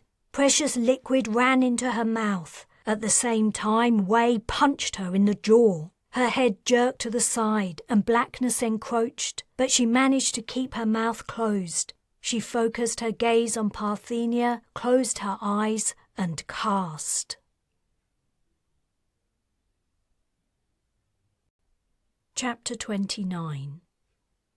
Jackson put both his hands on the table, his prosthetic one making a soft clunk. "We should have left them to the Regians. That's what we should have done. We were too soft. Now look where it's got us." The merc had been pacing backward and forward, looking both frustrated and worried. He rubbed his stubble and set off on his pacing again. "Cadwallader would have left them to be lava food." "Would he?" Bryce asked. "Really? Even he wasn't that hard-hearted, surely." He was seated at the table in the same room where they'd held the meeting with Rebane, deciding with Jackson their next step in dealing with the Lotokrillans' insurrection. You didn't know him when the Black Dogs first formed. In those days he might have left us to be lava food, but maybe you're right. He'd lightened up a bit in recent times. Well, Cadwallader isn't here now. It's up to us to figure out how to retrieve Jason Calverley unharmed. After Rebane had left the meeting the previous day, Bryce had explained to Calverley, Jace and Jackson his reasoning behind his decision to set Papu free. He'd grown suspicious about the Lotokrillans' constant pushing to release the giant and wondered what it meant. He'd figured that if he gave in to Rebane's demand, it might act as a trigger, prompting the Lotokrillans to show their hand. If they intended to mutiny, it was better to find out now than to discover it when they were all halfway to Earth and most of the mercs would be in deep sleep. He'd wanted to give them enough rope to hang themselves. That part of the plan had worked like a charm, though they'd acted faster than he'd anticipated. He'd thought the bearded men would wait until the Bathsheba was refueled before making their move. Even if they succeeded in taking the ship, her fuel tanks were empty, and they had no way to communicate with the star whales, though perhaps they thought Jace could. The mage's offer to act as bait had also worked. He'd been brave, deliberately staying alone in his cabin, expecting the Lotokrillans to take him hostage. But they'd also seized Calverley. Bryce hadn't been expecting that. Getting the old man back safely was an added complication. His other mistake had been assuming the Lotocrillans would retreat to the Peregrine. It was their ship, after all, their home ground to defend, and he'd thought they must have weapons aboard it, secretly stashed somewhere. That guess had been wrong too. The Lotocrillans had taken Deck 3, where an armory was located. They probably intended to force Jace to unlock the door. He would refuse, of course, and Bryce hated to think what they might be doing to the man at this very moment. Even without Jace's help, they might be able to break into the armory, given enough time. "We've got to go in through the service access tunnels," Jackson said. "It's the only way. We can't use the elevators. They only hold a few people. And there's nowhere to run if things start to go bad." "It's not the only way. Fern and Oriana could transport mercs to the deck a few at a time." "But it's the same problem. There's no avenue of retreat. The Lotocrillans are not armed. We know that, because if they were, they'd be attacking us right now. They might overwhelm a single fire team, but not successive groups of armed mercs. What worries me more is what they'll do when they realize they're losing." Jackson grimaced. "Kill the hostages." "Exactly. We need to find out where they're holding Jason Calverley. Go in and... Stars, it's simple. The kids can do it." "What? No way. We can't send the kids in there, whether they're mages or not." "That isn't what I mean." Bryce opened a comm to Fern. The twins turned up wearing matching outfits of brilliant blue. This time it was Oriana who wore a suit, while Fern had wrapped a short sarong around his waist, which hung down over blue leggings. From their cheerful expressions, Bryce figured no one had fully explained the situation to them. When he told them that Jason Calverley had been kidnapped by the rebelling Lotocrillans, their faces fell. "No!" Oriana blurted. "So that's why you wanted us to lock our door," Fern said. "You want us to help fight them? We brought elixir like you asked." He held up a bottle in each hand. "We need you to find the hostages for us," said Bryce. "You can find them, right?" "Easy peasy. We just need something that belongs to them. Oriana can go and search Jace's cabin, and I'll go to Calverley's." "No, stay here," Jackson said. "I'll order a couple of mercs to do it." As he spoke, a comm arrived for Bryce. When he saw who it was from, he held up a hand for attention, and then set the comm to broadcast room-wide. "Rebane, Jason Calverley better still be alive, or you and your men will be leaving this ship through the garbage chutes. The mage and the old man aren't dead yet, but they soon will be if you don't hand over control of the Bathsheba. We want you all to go to your old ship. You have 5 minutes. The hostages stay with us until you are aboard. Then we'll give them over and set your ship adrift. If you aren't aboard the Duchess in 5 minutes, we kill 1 hostage. Then you'll have another 5 minutes before we kill the other one." "Have you considered you might be overestimating how important those 2 men are to us? We might let you kill them. Then what are you going to do?" Oriana and Fern gasped. Bryce gave a little shake of his head to show them he was bluffing before continuing. "We've taken you guys down before, and we'll do it again. And this time we'll space you. You got lucky before and caught us off guard. I'll admit we underestimated you, but we won't make the same mistake twice. Go to your ship. You'll be picked up eventually, and no one has to die. Think of it as a thank you for taking us along when you left the Regian planet." "Taking you along?" Jackson spluttered. "We saved you. If it wasn't for us, you'd be having your guts eaten out right now. And this is how you pay us back? Fucking scum. We should have left you there to rot." When Rebane replied, his tone was soft and quiet. "You'd better watch what you say. Words can hurt more than you think." A moment of silence passed. "Rebane," said Bryce. "Rebane, We need to talk about—" "No, please, you don't have to," said a voice over the comm. "Jace!" "Fern, Oriana!" Bryce barked. "Get out!" The twins were wide-eyed with horror, frozen in position. "Get out of here!" Jackson pushed them toward the door, and Bryce gave the command to switch the comm back to person, but the twins were not outside before they heard Jace cry out. The door slid shut, and Jace's wail continued in Bryce's ear only. His gut contracted in dismay. "Rebane!" he snapped. "Rebane!" Jackson's eyes were ablaze as he turned from the door. "Dead! They're all dead!" Chapter 30. The problem was, if they transported to Japheth, the Mayor's Watch would soon apprehend them, as Wei had kindly pointed out. Karina doubted that Ronnie, Vazan or Malta would be half so polite this time around.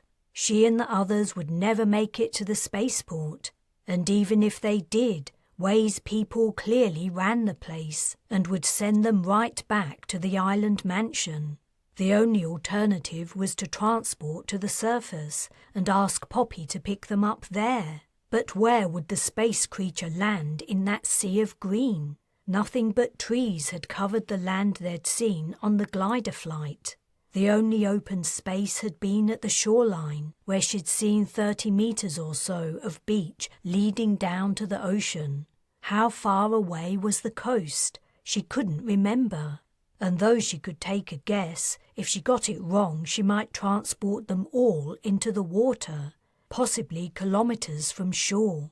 "Do either of you two remember how far it is to the ocean from here?" she asked Parthenia and Darius. "Nope," Darius replied. "I don't even remember which direction it's in," said Parthenia, still rubbing her wrists where Wei had tied them.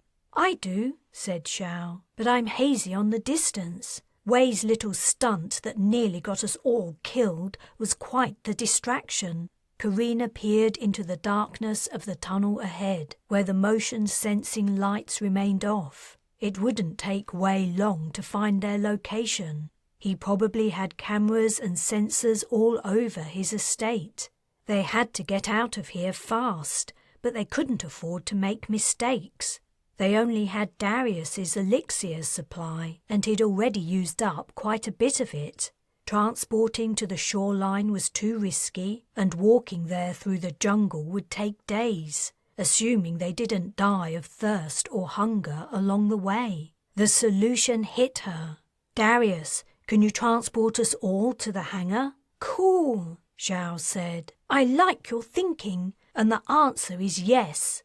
Darius looked from person to person. "Are you ready, everyone?"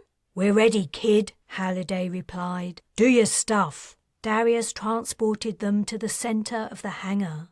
Karina briefly saw darkness before the light sensed their arrival and blinked on. The glider squatted like a bird about to leap into flight, facing the hangar doors. The space felt vast after the claustrophobic confines of the tunnel, and outside the wind was howling.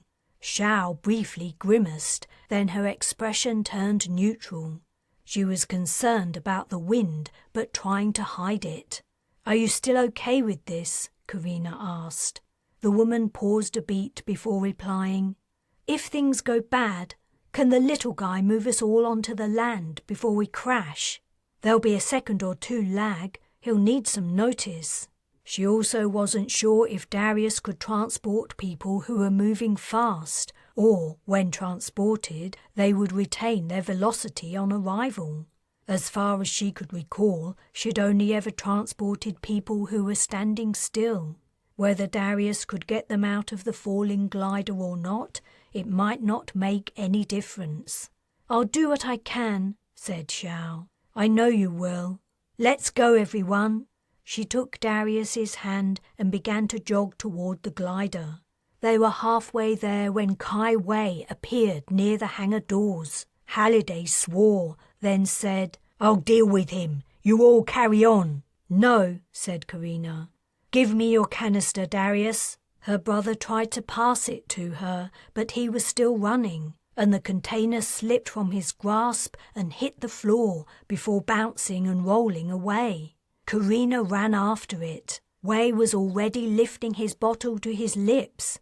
Camille yelled. He altered direction and then pelted full speed toward Wei, his yell growing louder and louder.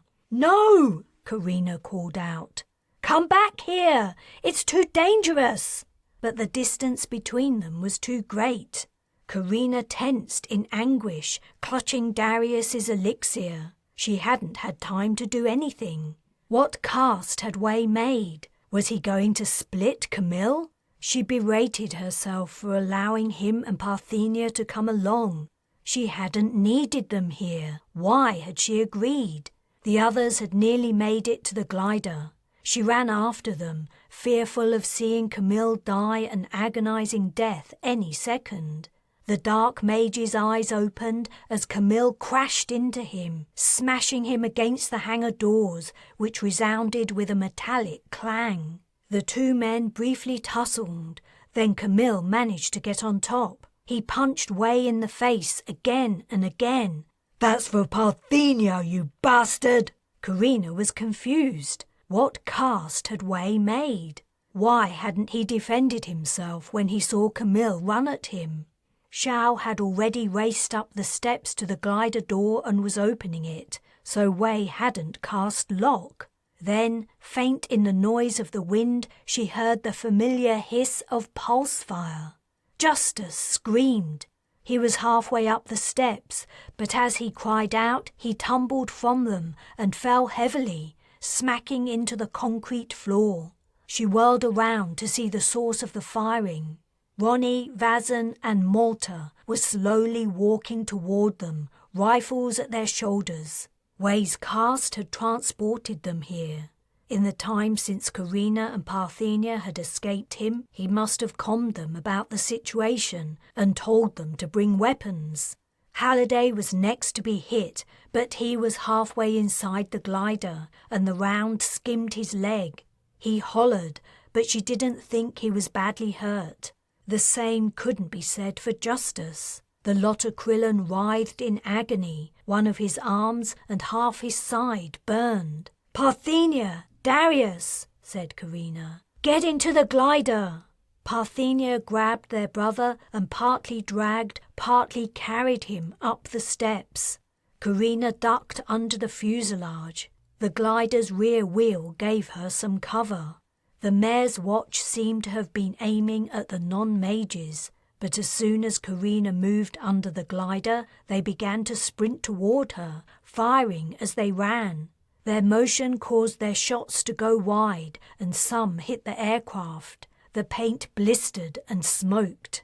She had to get rid of them soon, or the only means of escape for herself and the others would be destroyed.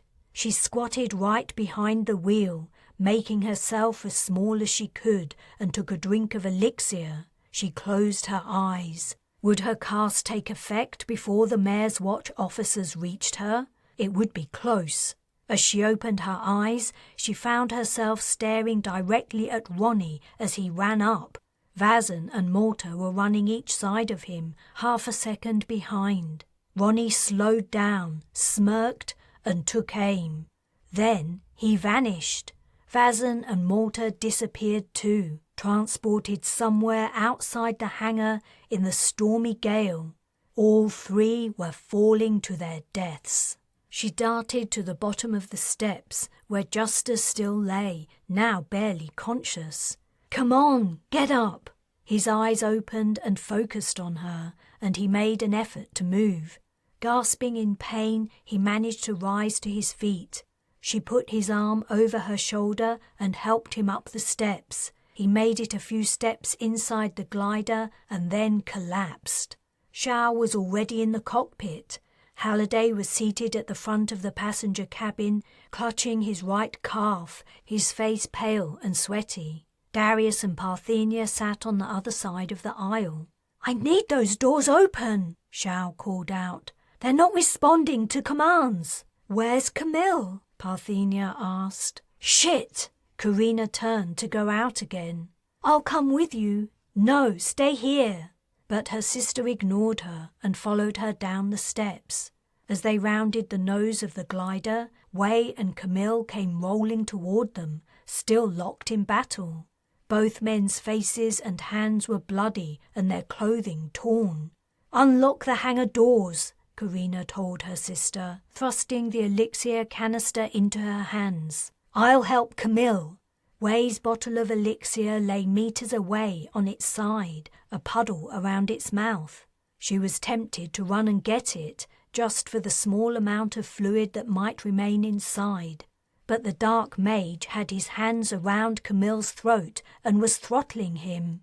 She raced over to the men, drew back her foot and kicked Wei in the head, jolting him off Camille. Wei slumped, but then, his hands reaching for his head, he rose halfway to his feet.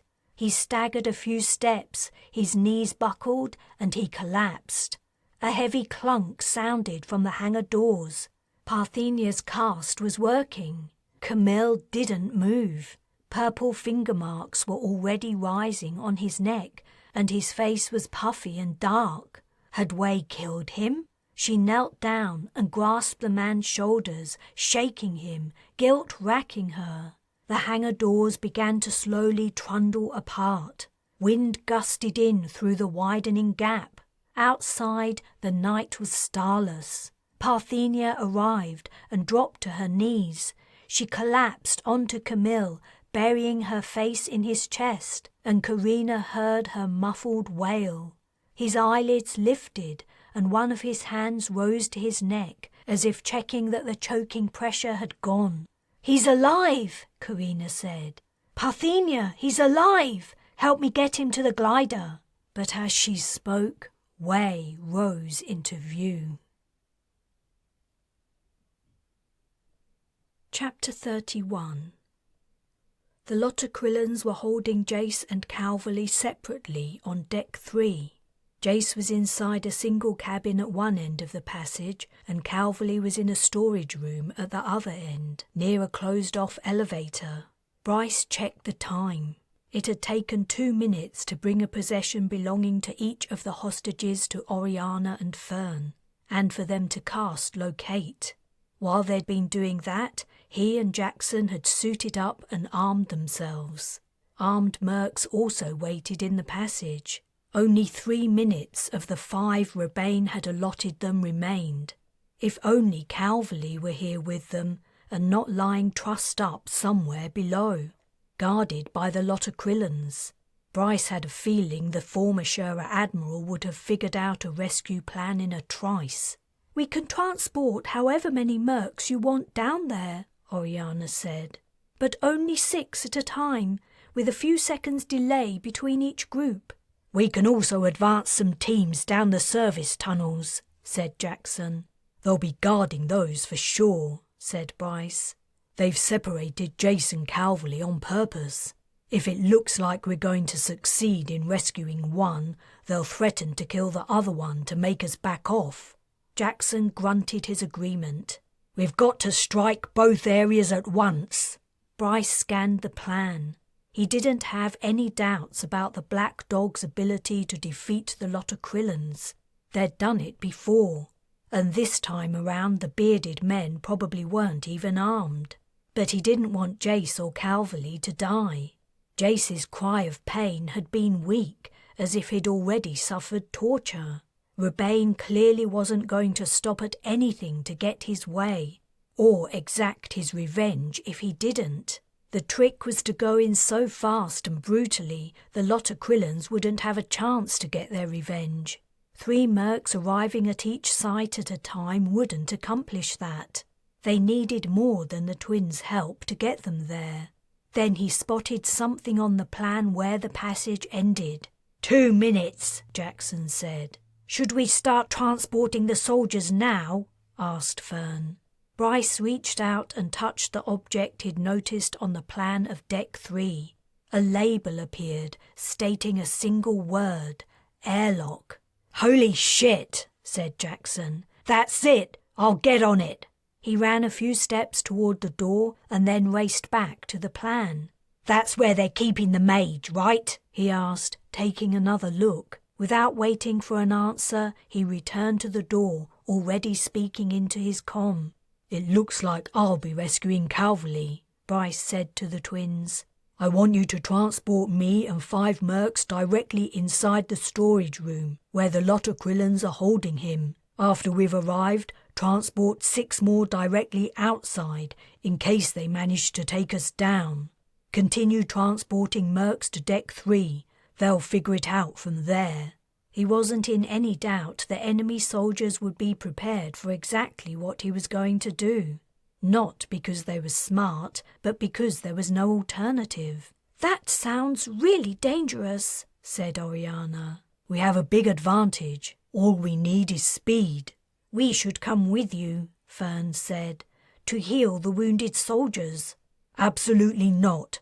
We won't be able to keep you safe." "What if they've broken into the armory?" Oriana asked. "Let's hope they haven't." Bryce picked up his pulse rifle. A comm arrived from Rebane. Without waiting for Bryce to speak, the Lotokrillans said, "I want to see a feed of the black dogs inside their ship. We aren't all in there yet. We still have 1 minute." Bryce made eye contact with the twins and jerked his head in the direction of the door. "Bullshit!" Rebane spat. "You've had plenty of time. Send me the feed, now!" Bryce sped out of the room, Fern and Oriana hurrying after him. When he appeared where the Lotokrillans were holding Calverley, the first thing he noticed was that both Rebane and Papu were guarding the former Shura Admiral. They and several other bearded men had formed a quarter circle in one of the room's corners.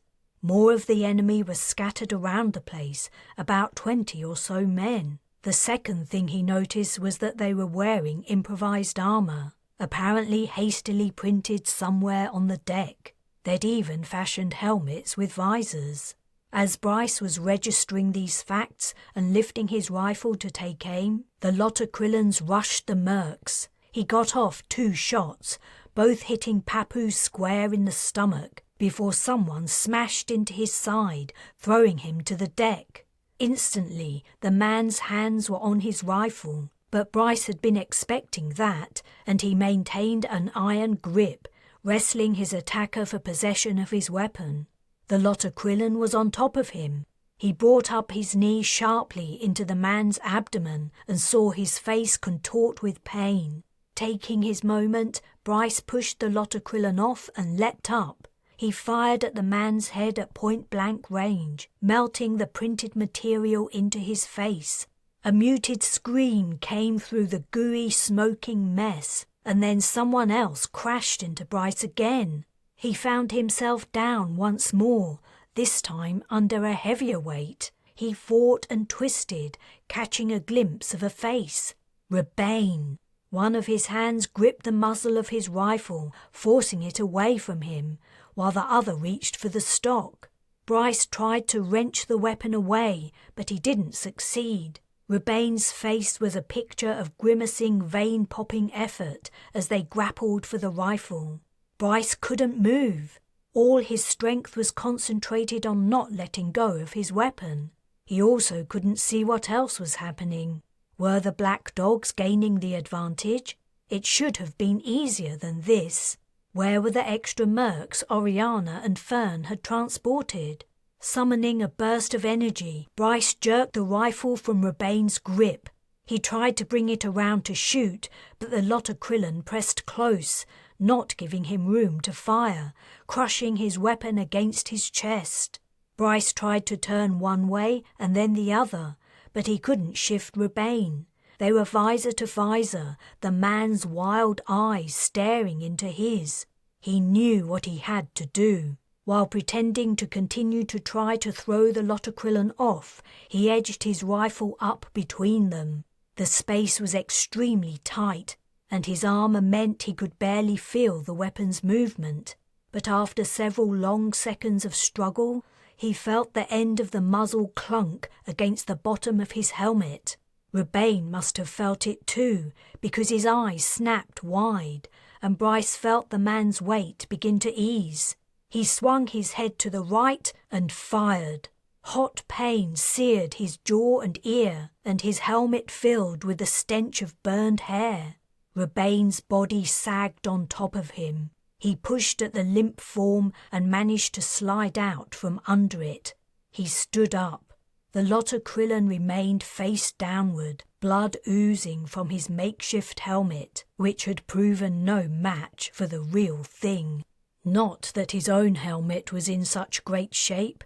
Half his visor was blackened from the pulse round, and the HUD wasn't operating. He had to move his head around to get a proper view.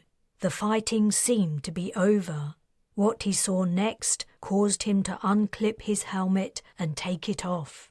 Holding it in one hand and his rifle in the other, he walked to the group of mercs standing over a body, looking older than ever and more fragile, little more than thin, pale skin over bones. Calverley lay curled in a fetal position. His throat had been cut, and the blood he lay in had dried and turned brown. The Lotokrillons had already murdered him.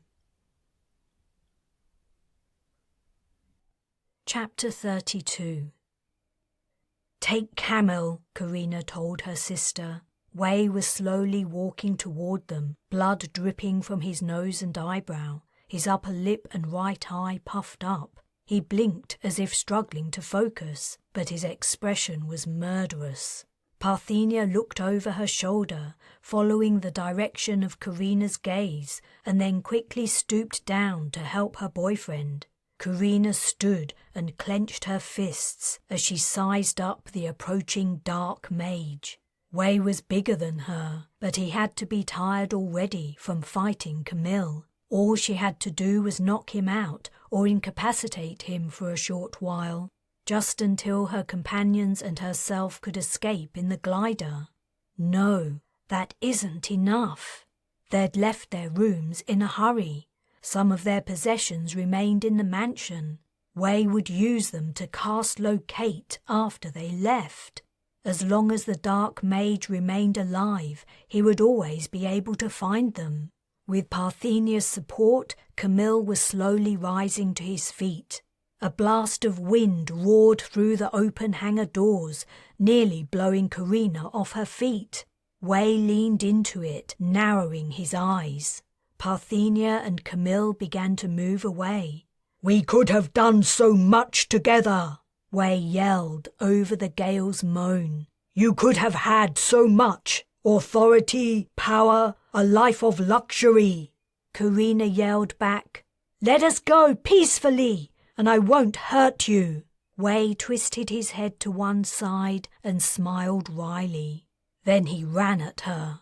Karina put her left leg back and raised her fists. Parthenia and Camille had only gone a couple of small steps. As Wei passed the pair, he shoved Parthenia hard, propelling her and Camille toward the hangar opening. She lost her hold on Camille, and he continued backward, his arms windmilling and legs faltering as he tried to regain his balance in his dazed state. Parthenia screamed and leapt toward him, reaching out to grab his shirt, but snatching at empty air. The back of Camille's heel hit the low ledge. He overbalanced and then, almost gracefully, tipped backward. In another heartbeat, he was gone. As Parthenia sent out an agonized cry, Wei slammed into Karina. Her concentration broken by Camille's death and her sister's anguish, she landed hard, her spine smashing onto the floor. Before she could do anything to protect herself, Wei's knees pinned her arms and his hands closed around her throat. His bruised and bloody visage hung over her, naked fury in his eyes. She squirmed and struggled, trying to throw him off, but he was too heavy. The power of his knees grinding into her biceps was deadening her arms, but worse was the pressure building up in her head. She choked and kicked her legs uselessly. Blackness edged her vision. Wei began to fade from sight. A dull thunk sounded, and the pressure on her throat was gone. A split second later, it was gone from her arms too. Her vision was returning. Wei had disappeared.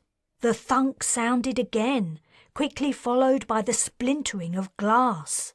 "Help me!" Parthenia called out. "Help me, Karina!" Crunching her aching gut, she sat up. Wei sprawled on his back, knocked out. The shattered glass of his elixir bottle lay scattered next to his head. Parthenia bent down and began to push his limp body toward the edge of the hangar. Karina crawled over, the blood returning to her arms in a painful tingle, and joined her sister in sliding way toward the drop-off. The wind battered them as they shifted the unconscious man closer to his doom. Parthenia was sobbing, her teardrops falling on her boyfriend's murderer. "Just another 1/2 meter. We can do it," Karina said hoarsely. The dark mage's eyelids fluttered, and he groaned. Parthenia gave a cry of pent-up rage and thrust Wei hard, driving the man the remaining distance. Another gust of wind blew in. Wei's eyes opened and then stretched wide. Parthenia turned onto her back and braced both feet against his hip and thigh, trying to force him over the edge. Karina locked her elbows and pushed his shoulder. Wei was awake. His arms and legs moved, and he started to fight against the pressure the sisters were exerting. But at the same moment, he began to roll. "No!" the dark mage bellowed. He rotated into empty space. "Goodbye, Wei," panted Karina. As he fell, his hand shot out, clutched at the ledge, and missed. The night swallowed him. For a brief moment following Wei's death, Karina wondered if their danger was now over, if the dark mage was their only threat on Magog, and if the 3 members of the Mayor's Watch had been his only subordinates. But she concluded that none of her hopes was likely to be true. Wei had spoken of his influence in the planet's government, and others in power had to know what was going on. Magog would never be safe for them. "Belt up!" Xiao hollered from the pilot's cabin. The glider began to roll forward. Karina fastened her seatbelt, scanning the cabin to check everyone else was doing the same. Halliday was sitting with Darius, helping him to fasten his belt. He saw Karina watching and gave her a thumbs up. Parthenia, looking devastated, had sat next to Justus, who seemed to be unconscious due to the pain of his wound. On her way back to the glider, Karina had only just remembered the elixir canister she'd given to her sister when they'd gone to get Camille. She had snatched it from the floor before running to the aircraft. She picked it up from her lap and gave the container a shake. Her stomach sank. It was nearly empty. Despite the small quantity of the precious liquid remaining, she attracted Parthenia's attention and then passed the elixir over. Healing Justus would distract her from her grief. "This is going to be a wild ride," Xiao called out. "Brace yourselves!" Night was beginning to give way to one of Magog's swift dawns, but the windstorm was not abating. The glider bucked and landed with a judder as the wings rose on the gale even before she was airborne. Karina saw Xiao shake her head, and then the pilot shouted, "Here we go!" The glider left the hangar. Immediately, her nose lifted high and the aircraft was blown backward. Tipped back in her seat, Karina gripped the seat arms, expecting the glider to smash into the hangar roof. But somehow Xiao managed to bring the nose down and urged the aircraft forward. Karina guessed the pilot was using the agrav to help keep her steady. To their right, the sky was rapidly paling. Below, the dark jungle stretched to the horizon in every direction. She could just make out the green mountain slopes directly beneath Japheth. They were leaving them behind, venturing into the airspace over the flat land that led to the ocean. The wind keened around them, causing the glider to rise and drop with sickening suddenness. She contemplated telling Darius to send to Poppy and ask her to meet them at the shore. She didn't know how far away the space creature was or how long it would take her to reach them. But she decided against it. She didn't know where they would end up, and so she couldn't give Poppy a destination. Also, now Wei was dead, she worried that Magog's government would be watching for a living starship entering their atmosphere. She looked over at Justice. Parthenia had made her cast, and the man's skin was back to normal under his charred clothes. Her sister was staring out the window, her eyes unfocused and her features blank. Karina checked Halliday and Darius. The merc's look was stoical, but her brother had turned green. She understood exactly how he felt. Turning to face forward again, she saw a dark cloud looming directly ahead. Xiao seemed to be trying to navigate around it, but the cloud was vast.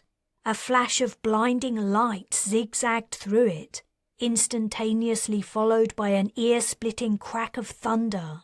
The cloud appeared to rush forward to meet them. Lightning blazed again, and thunder roared so loud the aircraft shook. The glider jumped upward as if battered by a giant invisible hand. Then it dropped so fast Karina lifted out of her seat, retained only by her belt. Over the noise of the air rushing past, she could hear Xiao cursing. Long seconds ticked away as the glider plummeted. Karina kept anticipating the moment the aircraft would rise again, but it never came. Inside the cabin, no one moved or spoke. Outside was only darkness within the enveloping cloud. Xiao looked back at Karina, her face stricken with fear. She knew what the pilot wanted without the need for her to speak. Darius had to transport them. They were about to crash. She scanned for the elixir. Parthenia was still holding it. She called her sister's name. Parthenia's head turned toward her, and Karina gestured to give the canister to Darius. The cloud was gone. The wide jungle canopy was racing up, already frighteningly close. A curtain of grey rain pelted down, the drumming of its drops on the aircraft and the vegetation rising above the noise of the wind. It was too late. They were too close to the ground. A cast would never take effect in time to save them. Their precipitous descent stopped with a jerk. She was sitting normally in her seat again. But though the glider began flying forward, her trajectory still tended downward. The vessel skimmed the treetops. A second later, her fuselage and wings began crashing through branches and leaves. The world became a chaos of rushing, breaking vegetation and shouts and screams. A sudden stop threw Karina forward. Then she knew no more. Chapter 33. Something was tickling her face, and her head felt heavy. She could hear a rhythmic swishing sound and the far-off cries of animals. Karina opened her eyes to a blurry green scene. She was dreadfully hot. The tickling sensation seemed to be droplets of sweat running down her skin. Something gripped her tightly across her hips. Why were her arms over her head? She blinked and swallowed. Memories of what had happened were leaking slowly into her mind. The glider had lost altitude fast, dropping like a stone through a storm cloud. They'd crashed in the jungle. That explained the green surrounding her and the warm, very humid air, thick with the scent of decaying leaves. What had happened to the others? "Darius!" she called out, though her intended shout came out as a hoarse whisper. "Parthenia?" As she spoke, she moved her arms and realized they were above her head because she was upside down. The sensation of tightness over her hips was her seatbelt, suspending her from her seat. That was why her head felt heavy. The blurriness in her vision was resolving. Leaves and smashed vegetation grew distinct. She seemed to be outside, in the jungle. What had happened to the glider and Xiao? "Darius!" Her cry was thickened by a sob that welled up. This trip to buy fuel had turned into a disaster. Were her brother and sister dead? What had happened to the rest of her party? She tried to turn to look behind her, but her movement was restricted by her seatbelt. She looked above, which was downward, and saw brown earth freshly dug out by the crashing aircraft. The glider's roof had been ripped off. The drop looked to be a couple of meters. She fumbled at her belt, feeling for the catch. As she opened it, she tucked her head in to prepare for the impact. Landing on her shoulders, the ground was soft and spongy and saved her from serious harm. After taking a moment to recover, she climbed to her feet. The fuselage of the glider lay behind, what remained of the fuselage. The seats where Parthenia and Justus had been sitting were only a short distance above the soil. They were empty, and their seat belts hung free. Darius and Halliday's seats had been bent backward and rested on the ground. They were empty too, except... No. She drew in a breath. Coated in brown, torn-up soil, a pair of legs protruded into the aisle. She stepped closer, though she'd recognized the legs immediately. Peering between the seats, what she saw confirmed her fear. Halliday was dead, his neck broken. She remained still, gazing at the poor man's body. He'd been a Black Dogs for years before she'd joined, one of the oldest members of the band. He'd been a fierce fighter, and one of those who treated his fellow mercs like family, disrespectful but loyal to a fault. Cadwallader and Atoy were dead, and now Halliday too. How many more would die helping her to pursue her dream? "Karina!" A rustling of foliage, and Darius burst into the crash site. He ran toward her, and she walked forward to meet him so he wouldn't see Halliday's body. "Come back here!" Parthenia yelled, still invisible among the broken trees. Then her sister emerged, breathless, her face scratched and her hair full of dead leaves. "We were just coming back to get you, but Darius wouldn't wait with Xiao. He ran off." "Xiao's alive?" Karina asked. "Yes, but I had to use the last of the elixir to heal her. Justus is fine too. He and I weren't injured. Halliday..." "I know. That's why I didn't want Darius to come back here." Parthenia looked sadly at her brother. "He's dead, isn't he?" Darius asked. "I'm sorry, he is," Karina replied, taking his hand. "Come on, let's go." Parthenia led the way through the jungle. "When we couldn't see Xiao, Justus and I decided to try and find her before getting you down. You didn't seem injured except for being knocked out. It was the right decision. She's lost a lot of blood, but I think she'll be okay. We'd found Darius under Halliday. He'd leaned over him, protecting him when we crashed." The glider cockpit lay a short walk away. So smashed up, Karina marveled that Xiao had survived the crash. The aircraft's wings had disappeared. In a small clearing, another half a minute's walk, Justus was sitting with the pilot. She lay on her side, her clothes torn and soaked in blood, but she was conscious. Karina knelt down. "I tried," Xiao said weakly. "You did a great job. If you hadn't been flying us, we would have all died." She knew how the pilot felt. She also had deaths on her conscience. For the first time since the accident, she took a proper look at their surroundings. Through gaps in the canopy high above, she saw a blue, cloudless sky. The storm they'd flown through had passed, dripping foliage the only remaining signs of its existence.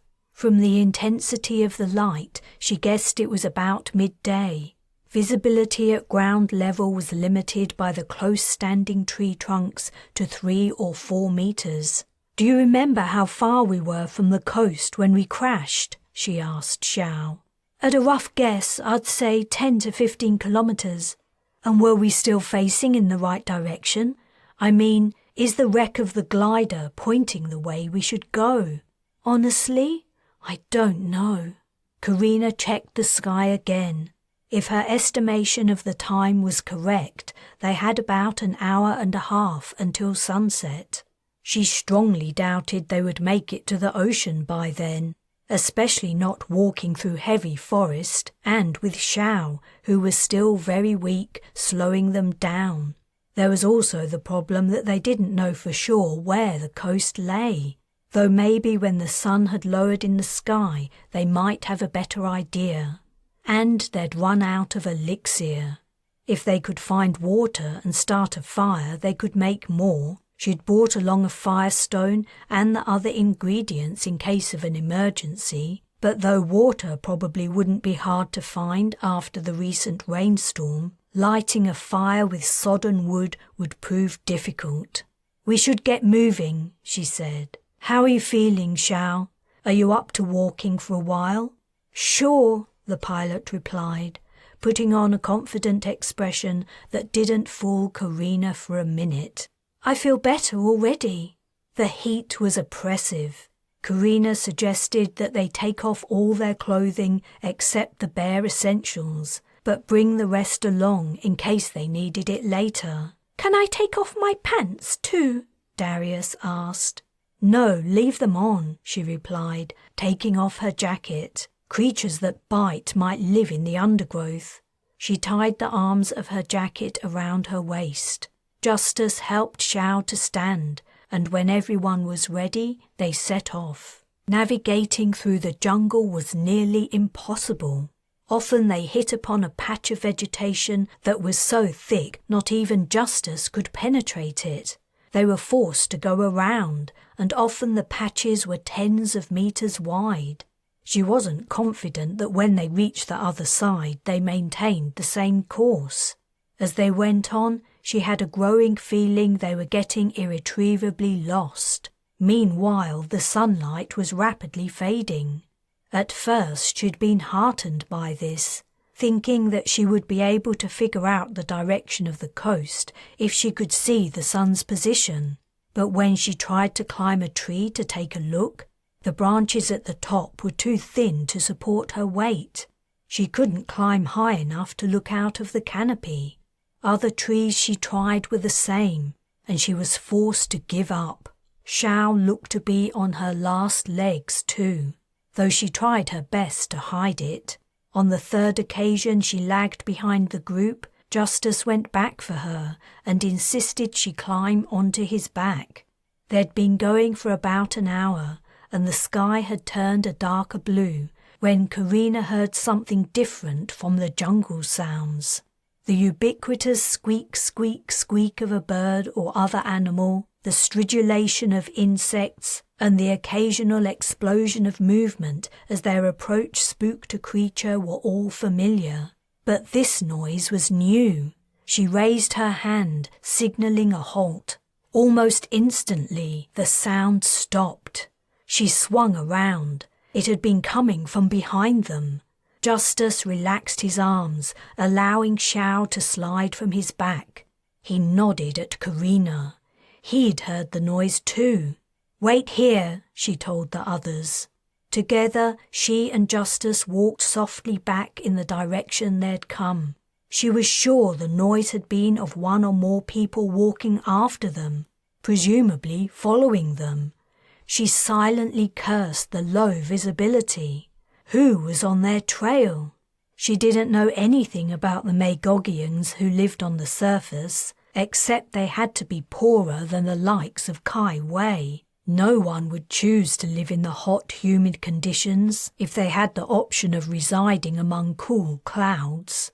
Or were their stalkers associates of Wei? The wreckage of the glider would be visible from the air, and they were travelling slowly. It wouldn't take long for fresh provision trackers to catch up to them. A scream sounded out, and then, just as abruptly, it cut off. That was Parthenia! Karina began to run back along the trail. "Karina, wait!" shouted Justus. She sped on, desperate to reach her sister. It had been a trap. Their attackers had lured her and Justus away, splitting up their group.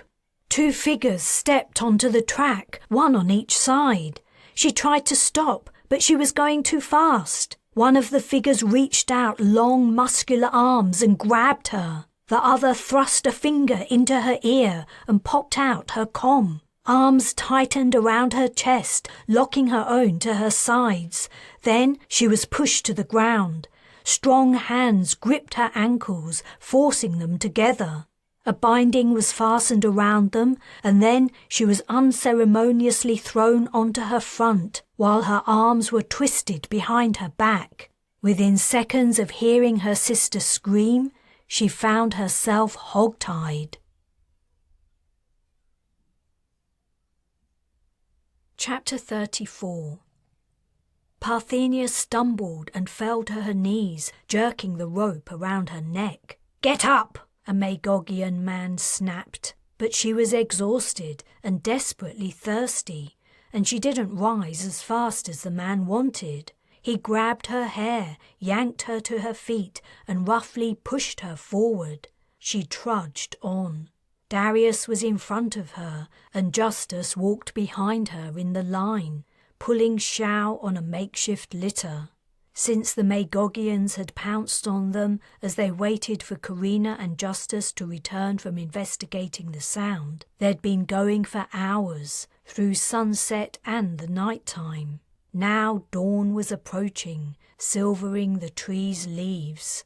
Karina was walking behind Xiao. At least Parthenia hoped her sister was still there.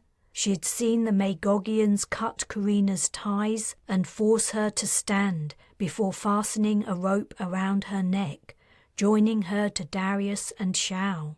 Their captors had refused to allow them to speak. Poor Xiao had said something to Karina and been punished with a blow to the head. After that she'd been unable to walk, and the Magogians had made the litter to carry her from thin branches. Who were the 10 or 12 men and women walking alongside them? Now that the light was increasing, she could see them better.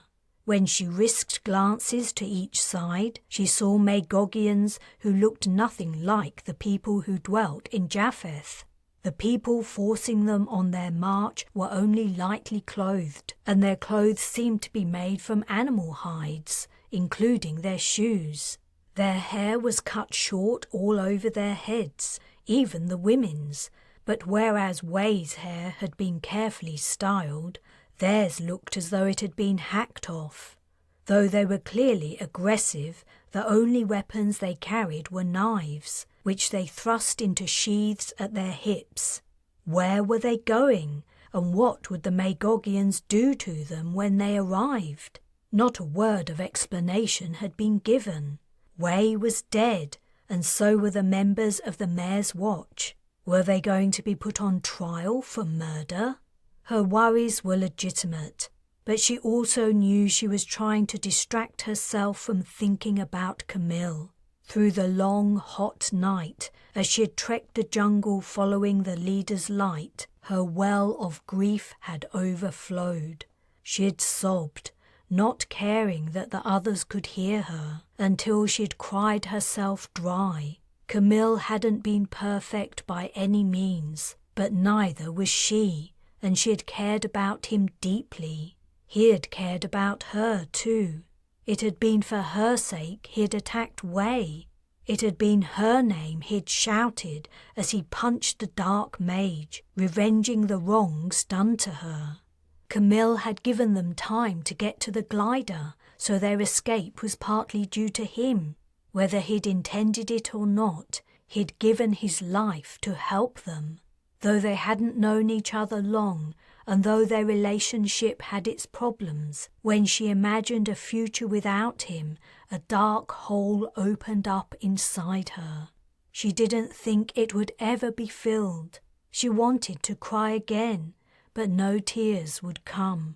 She had stopped sweating too, and her head thumped with pain. Putting each foot in front of the other was becoming a monumental effort. She was going to fall again, soon, but there wasn't anything she could do about it. Then the light the leader was carrying went out. Sunlight was penetrating the canopy, illuminating the way ahead. She saw the back of Darius's head, which hung low. The poor child. She wished she could say just a few words of comfort to him. She could see the leader too. He was putting away the lamp that he'd hung from a long flexible stick throughout the dark hours. His naked back was all muscle, carrying no fat. She smelt an aroma that conjured up a perfect day, unbelievably recent. Salt and the faint odour of decay. They had reached the coast. The close, cloying jungle air was freshening, and the trees no longer grew so tightly. She looked down. The deep brown, rich leaf mould of the jungle floor had turned lighter and coarser. Hope that they'd finally reached their destination rose in her, and after walking another 2 or 3 minutes, it was fulfilled. Through tree trunks ahead, she caught a glimpse of blue. Not the pale blue of the morning sky, but the crystal blue of the ocean. They were led out onto a beach of fine silver sand and walked along it. After travelling about 150 meters, they turned a wide bend. A small settlement was revealed in the distance, hugging the forest edge. There were huts made from driftwood and large leaves, and a thin stream of smoke rising, quickly dissipated by the wind. As they drew closer, she began to make out small figures, children, running between the huts and down to the water's edge before racing back up the beach. In another few 100 meters, they reached the habitation and walked between irregularly spaced huts until they arrived at an open central area. The fire she'd seen from afar burned here, bigger than it had seemed from its stream of smoke, and surrounded by stones.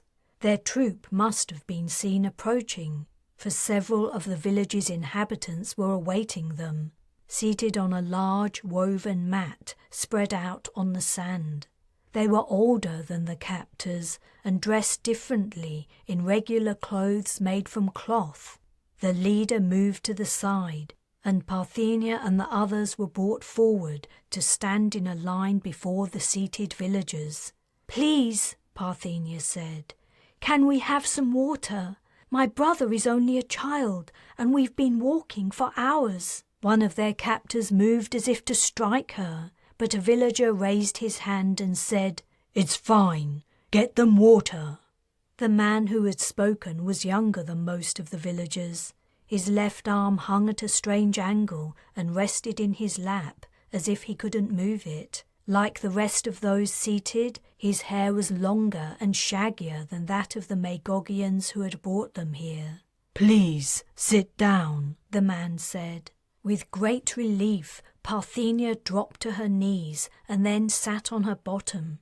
She would have gladly lain down. A bowl of water was thrust in her face. She grabbed it eagerly and began gulping the water down. "Don't drink so fast," the man said. "You'll bring it up again, and water is scarce here." She began sipping the water instead, though it was hard to moderate herself when it tasted so delicious. The shaggy-haired man said, "You will be treated." "One of our party is injured and requires medical care," interrupted Karina. "We know. Someone is coming to attend to her as we speak. As I was saying, you'll be treated well while you're here. Perhaps contrary to what you've heard, we don't torture, rape, or kill sky dwellers. I know you've had a hard journey through the forest, but that was unavoidable. We have no way of traversing it except for walking. Now you can eat, rest, and wait. When your ransom is paid, you can return to Japheth." "What are you talking about?" asked Karina. "What ransom?" He smiled. "You know the score. You've had an unfortunate accident and ended up in our domain. In return for rescuing you and keeping you safe while you're here, we require a reward." "Rescuing us? We didn't need rescuing, and we certainly didn't need ropes tied around our necks or being forced to march for hours." "The jungle isn't safe, especially not at night. If our hunting party hadn't been nearby when you crashed, you wouldn't have survived until morning. Forest predators are drawn by the smell and sound of humans. I apologize if you were roughly treated, but it was for your own safety." "For our own safety? I'd hate to find out what you do to people you aren't trying to keep safe. Look, I get what's going on here. You think we're from Japheth, and you plan on extorting money from our friends and relations in exchange for our return. It sounds like some kind of local custom. Well, you're wrong. We aren't from Japheth. We aren't even Magogian. We're off-worlders. Now you've brought us where we planned on going anyway. We're going to thank you and leave." She managed to rise halfway to her feet before one of the hunters clamped a hand on her shoulder and forced her down. "So much for hospitality," she muttered. Chapter 35. Bryce looked down at Jace as he lay in bed, recovering from his ordeal. After they'd talked only a short while, the mage had suddenly fallen asleep. He looked calm and relaxed, and Bryce was glad. He didn't think he would ever forget the sight of the mage as he was carried from the cabin where the Lotokrillans had kept him. The rebels had tortured the poor man cruelly, and must have persisted until the last minute in trying to force him to open the armory. Jace had been covered in cuts, some still fresh and dripping blood. In his own way, the mage had been the most heroic of all who had fought to defeat the mutiny. He had allowed himself to be taken hostage, and he had endured excruciating pain and the threat of death in order to weigh the battle heavily in favor of the Black Dogs. His heroism had continued even after his rescue by Jackson's team, which had entered Deck 3 through the airlock. When the battle was over, Bryce had been about to calm Fern or Oriana to ask them to heal Jace. Even though the man's appearance was gruesome, he thought it was a better alternative to treatment by the medics, who had feared they might not save him. But Jace had asked for elixir and set about healing himself. Bryce gazed at the sleeping man for another few moments to reassure himself he really was okay, and then left the cabin. There was still plenty to do in the post-battle cleanup. He calmed Jackson and asked the merc to meet him on the bridge. By the time he arrived, Jackson was already there, along with Goulet and two more long-serving members of the Black Dogs, Van Hasty and Rees. The four had become unofficial leaders of the band in Karina's absence, as he had himself, Bryce reflected. Who could have known so much would happen aboard the ship while Karina was gone? As he thought of her, he realized he hadn't heard from her in a while, longer than he would have anticipated. She had said she didn't trust the man who was playing host to them. Disquiet niggled at him as he sat down. He hoped she was okay. If the fuel purchase had gone smoothly, they should be back soon. After making a mental note to calm Karina for an update, he said to the assembled Black Dogs, "So, have you come to a decision?" One more important question had been pressing ever since they had crushed the Lotokrillans' mutiny. What should they do with the enemy prisoners? "We're at a stalemate," Jackson replied. "Let me guess," Bryce said. You think we should execute them.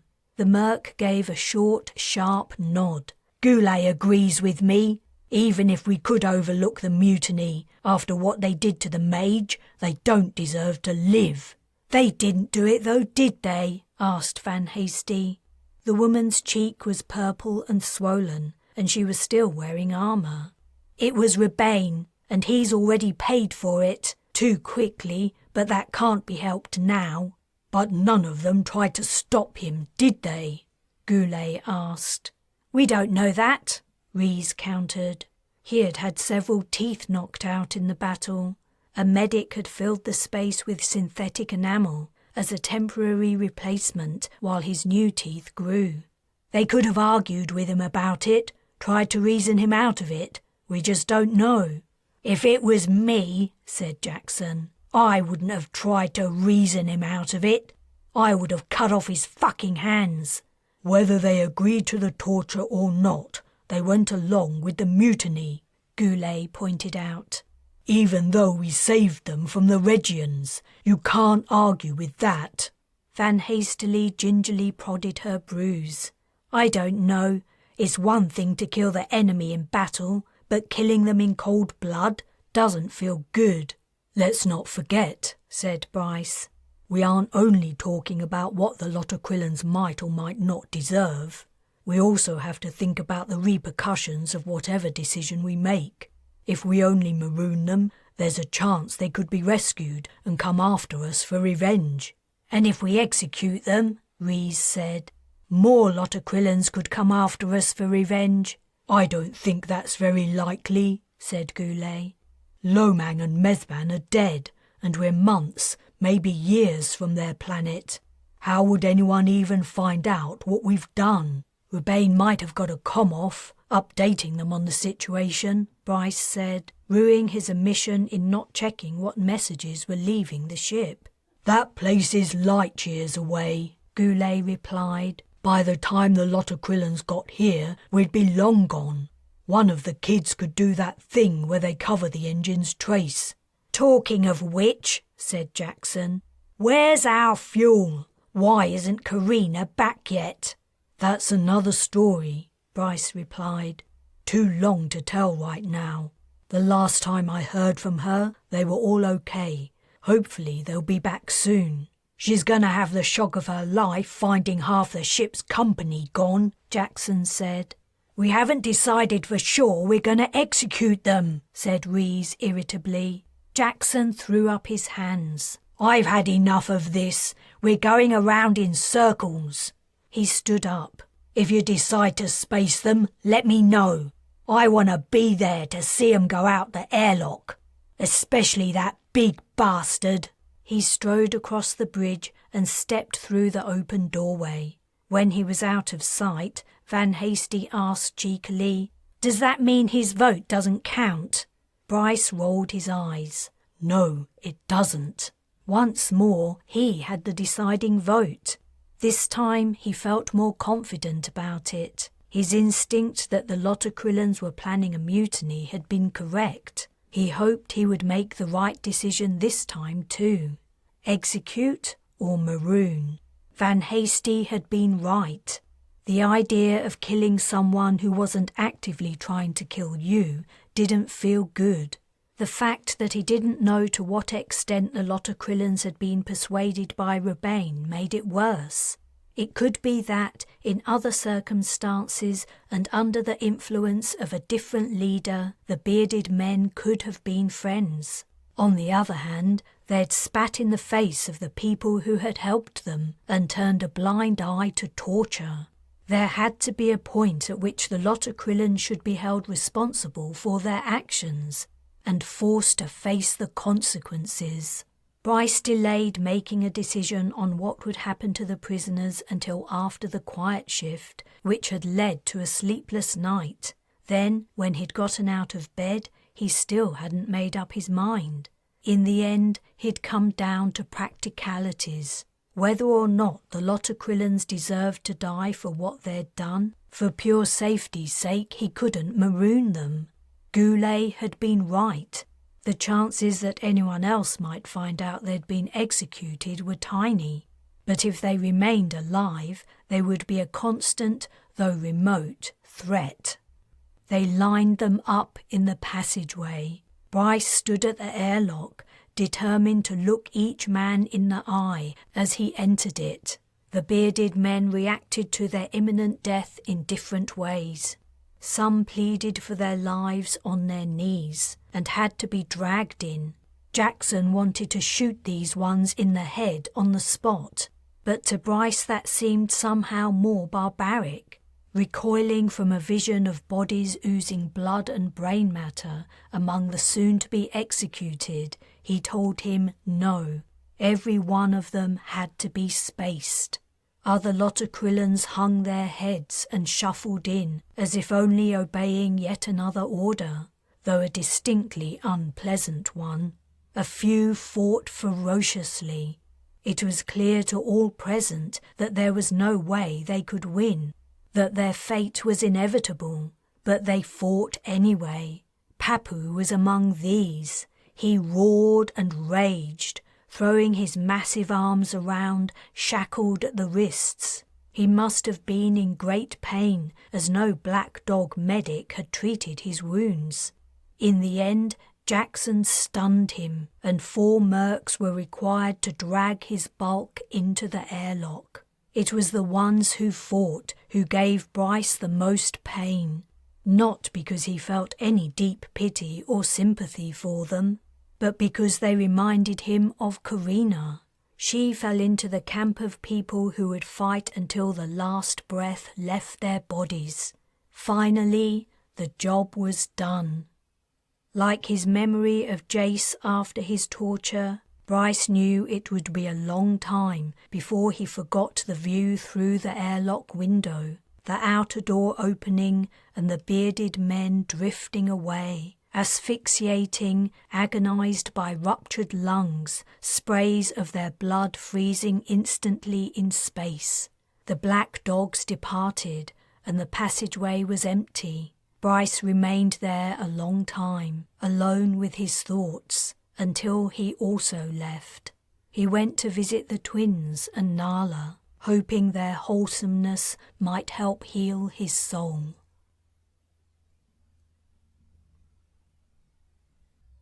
Chapter 36. The man with the damaged arm was called Father. Karina had spun him a tale about how they were off-planet tourists who had rented a glider for sightseeing and had crashed. She wasn't sure he believed her, but, true to his word, he provided them with food, water, and a comfortable place to sleep while he figured out what to do with them. He also provided medical treatment for Xiao and for Justice, whose hands were bloodied and blistered from hauling the pilot's litter. Though they were being treated reasonably well, they weren't free to leave. The ground-dwelling Magogians put them in a hut with 2 guards. While their captors had tended to their needs, it had begun to rain again. The drops drummed heavily on the roof of their hut, and the humidity, which had been more bearable now they were on the coast, noticeably increased. Conditions under cover were close, almost stifling, and Karina was wet with sweat. Their plan to buy starship fuel on Magog was in tatters. The planet was no longer anything more than a dangerous place to stick around. Kai Wei's disappearance had to have been noticed by now, and records would show they were involved in it somehow. Their only chance was to make elixir so Darius could send to Poppy. Once they were safe inside the Star Whale, they could figure out what to do next. Unfortunately, the hunting party had removed everyone's earcom, so they had no way to update their companions on the Bathsheba. Mattresses filled with some kind of dried plants had been placed around the inside walls of their windowless hut, and at the centre sat a glowing globe. The bowls and platters from their meal had been removed by the guards, and they had been left with a large container of water and cups. As soon as the last Magogian left and the door had been locked, Karina walked over to it and pressed her ear against it. No sounds from the village penetrated. Next she went to the globe in the centre of the room and tentatively touched its surface. It was slightly cool, not hot or even warm as she'd expected. She picked it up. Aside from a ring around the base upon which it sat, the lamp bore no other markings. Solar-powered, Justus offered from his corner of the hut, where he sat upon a mattress, one knee bent and the other leg stretched out. I guess it must be something like that, Karina replied. It's a pity. If we could make a fire, we might not even need to escape, or at least not until Poppy gets here. Then she might scare our Magogian friends so much they run off. She picked up one of the cups and looked at it thoughtfully. Do you have all the ingredients with you? Asked Parthenia, hugging her knees. I do. You still have your canister, right? Parthenia pulled the metal container out from a deep pocket in her pyjama pants. She'd been wearing the yellow clothes ever since Karina had woken her up in Wei's mansion, though they were much the worse for wear now, covered in dirt and ripped in several places. All they needed was a fire, and Karina knew exactly where one was. She wouldn't even have to try to make one with the firestone, but scores of Magogians lay between her and the central village hearth, and they would have only one chance at escape. If they failed, they would be locked up much more securely. Xiao was lying down but awake. How are you feeling? Karina asked. A lot better. Their doctor gave me something that really pepped me up. We might need to run. I think I'm up to it. I'll carry the little one if necessary, said Justus. Darius was already asleep. Karina nodded. We have a few hours to wait before we can make our move. I want to leave a little before dawn, but we have plenty to do in the meantime. Do you have a plan for getting us out? Xiao asked. Karina held up the cup. The obvious way to escape would have been to make a commotion to attract the guards' attention, and then when they unlocked the door, to jump them, knock them out and run. Only that would entail making a lot of noise, and in the village environment they wouldn't only attract the attention of the guards. The entire village would be after them, and they would be caught and returned to their comfortable prison within minutes. Her plan took more time and effort, but it was much quieter. She sat back on her haunches, wiped her hair from her sweaty brow with the back of her forearm, and surveyed the results of her efforts. The hole looked to be around 1.5 meters deep. They'd reached the bottom of the wall of the hut and dug underneath it, as well as a considerable distance up the other side. Piles of sand filled the space around their excavation. If they'd had something bigger than cups to dig with, they would have been able to finish their work much quicker. Digging out the soft sand floor was easy, though the sand regularly collapsed into the hole, but only being able to remove cupfuls at a time lengthened the process, even with everyone except Darius digging at once. Once we break through on the other side, Karina said, we'll have to move fast. We can't risk someone wandering past on a nighttime visit to the latrine and falling in our hole. When we get close to the surface, the sand will collapse and make our job a lot easier, said Justus. Parthenia murmured. I'm not looking forward to crawling through that. Is it time to wake up Darius? Xiao asked. He'd slept through the entire night of digging. Yeah, Karina replied. He needs to know what's going on before we leave. Parthenia crossed the hut to Darius. While her sister was waking their brother, Karina climbed into the hole, squatted down, and reached under the base of the wooden wall to scrape sand from the far side. Soon after she resumed work, an avalanche of sand descended on her arm and spilled over the floor of the hole. Let me do it, said Justus. She climbed out to allow the large man to take her place. He set to work with his bandaged hands, scooping out the loose material at a fast pace. We must force our way through. he said after a few minutes' work. "The sand is looser on the other side. It will never stop falling in. I will go first. When each of you reaches the other side, put up your hand. I will pull you out." He bent forward and pushed his head through the remaining narrow space under the planks. Bracing himself with his feet, he wriggled forward, easing his wide shoulders under the wall before bringing his arms forward. Sand spilled out as he swept it behind him. Gradually his torso disappeared, and then his hips. She couldn't imagine how he was breathing as he moved through to the other side. Justice's thighs slid under the wall, and then his knees and calves. Finally, his feet glided out of sight. 2 long grooves in the sand were all that remained. "Who's next?" Karina asked.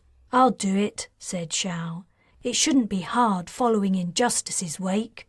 As the pilot climbed into the depression, Karina turned to check on Darius. Her brother's eyes were only half open, but he looked ready to go. Parthenia, however, looked scared. "What's the matter?" Karina asked. Her sister's gaze flicked to meet hers before she looked away again. "Isn't there another way we can do this? It's a little late to talk about it now, but no, I don't think there is. Is something wrong? I just hate the thought of crawling through that sand." On closer inspection, Karina saw Parthenia was sweating. She had to be really scared. "It's okay," Darius piped up. "You'll be fine." Karina reached out and touched her sister's arm. "I'm sorry, but we have to do this." "I know," she replied shakily. "It's only, I wish we didn't." "I'll tell you what we'll do," Karina said. "Let's go through together." Parthenia gave a small smile. "I'd like that." Chapter 37. Karina half expected to be immediately apprehended by the villagers as she climbed out of the hole, but when she emerged into the refreshingly cool air outdoors, Justice heaving her out with one arm and dragging Parthenia up with the other, she found only the Lotokrillon, Xiao and Darius waiting. Her brother had wriggled his way to the other side efficiently and seemed to find the enterprise a lot of fun. Night had not yet left that part of Magog she was relieved to see, and the stars were out. Slipping away into the forest should be fairly easy. They were nearly on their way, if not home, then on to the next stage of their journey. Magog had turned out not to be the unexpected sanctuary after all, but Earth still remained somewhere out there in the black, and as long as it did, hope for a better life for her and her family remained too.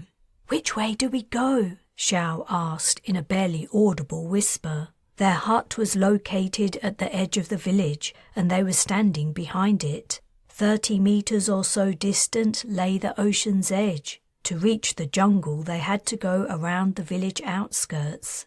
"You all go that way," Karina said, pointing to her right. "I'll meet you in the forest." "Where are you going?" asked Justice. "I'm hoping the villagers keep their fire burning day and night. I'm going to—" "That's crazy," Parthenia interjected. "Yesterday's rainstorm will have soaked every piece of wood not under cover. I know what you want to do. You're going to try to take some sticks from the fire. It's too risky. We should be focusing on escaping. We can make a fire later when we're far away from here." "We won't have time. It'll be daylight soon, and the guards will check on us. The instant they see we're gone, that guy father will send hunters after us. They'll track us through the jungle in no time. Tracking is what they do." Parthenia's features fell. "We have to move fast if Poppy is to reach us before the hunters do." The others agreed, telling Parthenia to come with them. They set off, and Karina went with them for a short distance in order to avoid the guards she guessed were standing outside their hut. Then she left the group, slipping between two dwellings, and began to move toward the village centre. She kept to the pitch-black shadows cast by the low buildings in the starlight. Everyone seemed to be asleep. As she walked softly past one hut, she heard a deep rumbling snore. If her luck held out, she would be able to grab the cool end of 2 or 3 large burning sticks and run out to the jungle within a couple of minutes. The sight of a patch of glowing red made her heart thump. She was right. The villagers did keep a fire going. They must have covered it with a metal sheet or something during the storm. She reached the open space in the centre. No one was about. Her heart in her mouth, she tiptoed toward the fire. All was silent in the Magogian village. Parthenia, Darius, and the others must have reached the jungle by now. She felt the heat from the burning embers. She knelt down for a closer look. There were usually a few unburned ends of wood protruding from a regular wood fire. She saw one. Reaching out, she picked it up. The other end of the stick spurted flame as she moved it. Was there another? Suddenly, the doors of the surrounding huts opened and Magogians poured out. She dropped the stick as if she'd been holding the burning end, leapt up and spun around, looking for a gap in the mob that was descending on her. There was none. Before she could even take a step, the first of the villagers reached her, grabbed her by her waist and threw her on the sand. "Mage!" the man shouted. "Filthy mage! I knew that's what you were all along." Dumbfounded, she could only stare up at him. More men and women arrived. A woman kicked her side. A man spat at her. "Okay, calm down, said a familiar voice. Father had arrived. With his good arm, he pushed the villagers back, and they obeyed, though sullenly. Leaning over Karina, he said, "I'm sorry. I wish things could be different, but you've sealed your own fate." Then he moved back and motioned to 2 men in the crowd, who came forward and picked her up.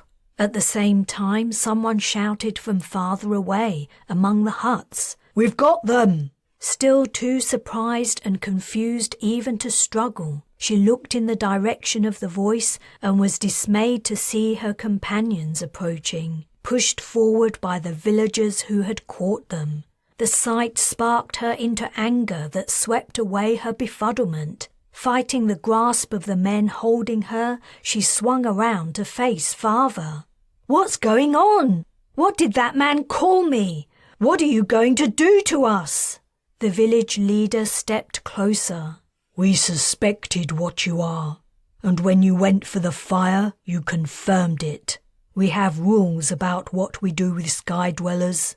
Ordinary people we return for a price, but not mages. Your kind are evil, and you've done us great harm for many centuries. If a mage falls to the ground and ends up in our village, he or she never leaves it alive." He turned away and called out, "Take them down to the water. The tide rises in half an hour." Chapter 38. Dawn was approaching as the Magogians forced Karina and her companions down to the ocean's edge. The stars in the east had faded in the paling sky, and at the horizon a patch of rosy light signalled the imminent arrival of the sun. Her wrists bound tightly behind her back and pushed forward at a pace that made her trip and stumble in the loose sand. She struggled to believe that what was happening was real. Was she really living her last moments? Behind her, the villagers were bringing the rest of her party down to the water. Were they all about to die? Even Parthenia? Even Darius?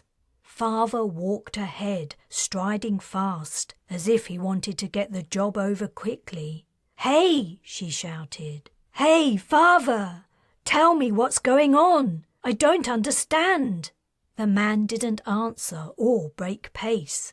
They'd nearly reached the wet sand, where the waves had lapped hours before. The tide was low, and a little farther out, flat stones protruded from the beach.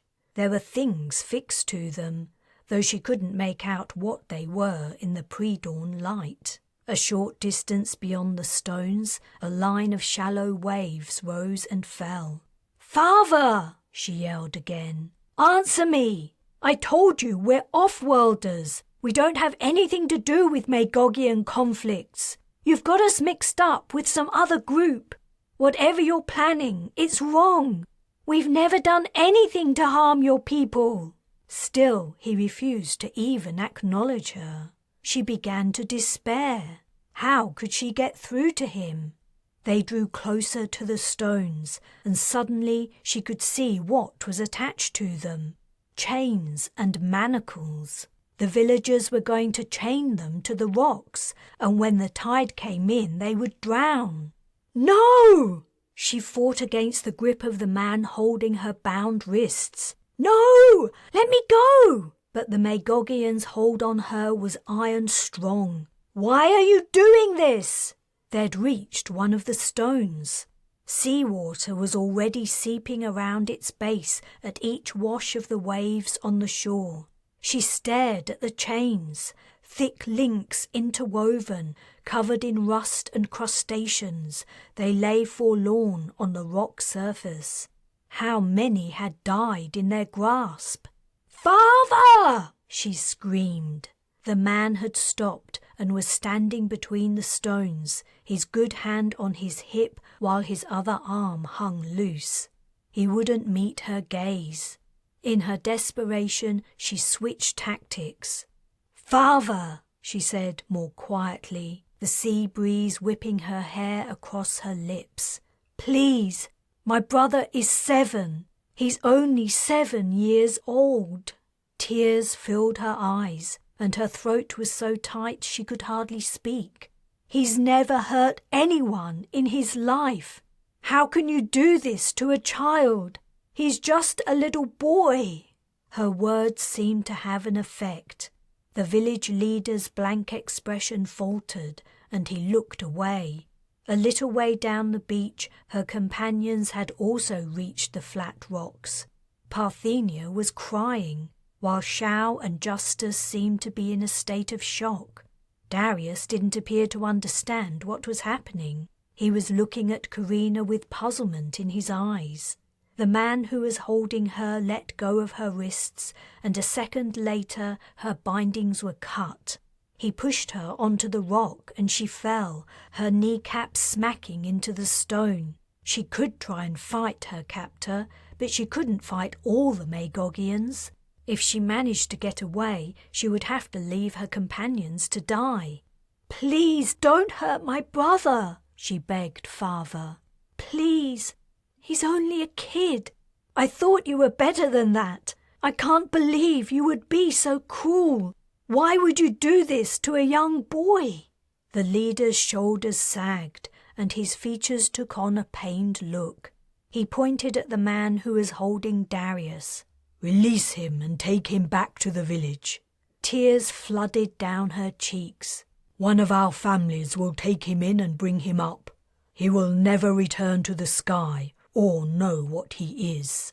She was pushed onto her back, and her captor put a foot on her stomach to hold her down. He lifted a manacle and worked at it, forcing open the rusty hinges. The time for dissembling was gone. If father was going to spare their lives, she had to convince him they had nothing to do with the mages who lived in the cloud cities, who seemed to have done the ground-dwelling Magogians a lot of harm. "Okay, I admit it. I am a mage. How did you know?" A squeak sounded above her. The man trying to open the manacle had succeeded. He pushed it under her wrist and closed it. "For Star's sake!" she exclaimed, when father didn't answer. "I'm about to die. What harm can it do to tell me how you guessed what I am?" He regarded her with a sullen, angry gaze. "There were no injuries. When our hunting party found the wreckage of your glider, they saw one man had died, but when they caught up to the survivors, none of you had any injuries. That was strange after such a serious crash. We know mages can heal using magic. It is one of the many pieces of information about your kind we've gathered over the years. We also know that to cast your spells, you must drink a special liquid, which you brew over a fire. The hunters found no liquid on your persons, so I thought if you were mages, you would try to make some as soon as you escaped. I allowed you to escape in order to watch your behavior. When you tried to steal some fire, that was when I knew for sure what you are. As he'd been speaking, Karina's captor had fastened a manacle around her other wrist and was now working on the ones near her ankles. Waves splashed against his calves and over the rock. Cold water soaked her legs. "You're right," she admitted. "You're absolutely right in your guesses. But you're wrong about one thing. We aren't from Magog. We have nothing to do with the mages here. You remember I told you we were tourists from off-planet? Where I come from, mages live in secret and fear. I don't know exactly what they do here, but the reason we crashed in the glider was because we were trying to get away from a mage. We knew he was evil, and we didn't want anything to do with him." Father's face had resumed its blank expression. She was sure he felt bad about what he was doing, but he was trying to shut down his guilty feelings and empathy. If she could only think of one convincing point to support what she was saying, she might tip him into changing his mind. Both her ankles were now fastened to the rock. The man had closed the manacles and stepped aside. A large wave arrived and splashed up her body, temporarily covering her face in water. She coughed out the harsh saltiness that had run up her nose. She was cold, shivering from the sudden deluge of chilly water. How much longer did she have until the waves entirely covered her? How long would she hold her breath, refusing to succumb to the inevitable? Her thoughts turned to Xiao and Justice, who were not even mages. She'd asked them to come along on the trip, and now they were going to die. They'd been loyal and helpful companions, and as a result they would lose their lives, like Halliday and Camille. She remembered what Calverley had told her. "People will die under your command. It is inevitable. Yet you must make whatever decisions you have to make and live without regret." Parthenia. She was so young, and not at all to blame for anything that had happened. She wanted to talk to her sister and try to offer her some words of comfort, something to try to ease the pain, but she couldn't see her. All she could see was the brightening morning sky and father off to one side. Poor Parthenia, still in her yellow pajamas. Her yellow pajamas!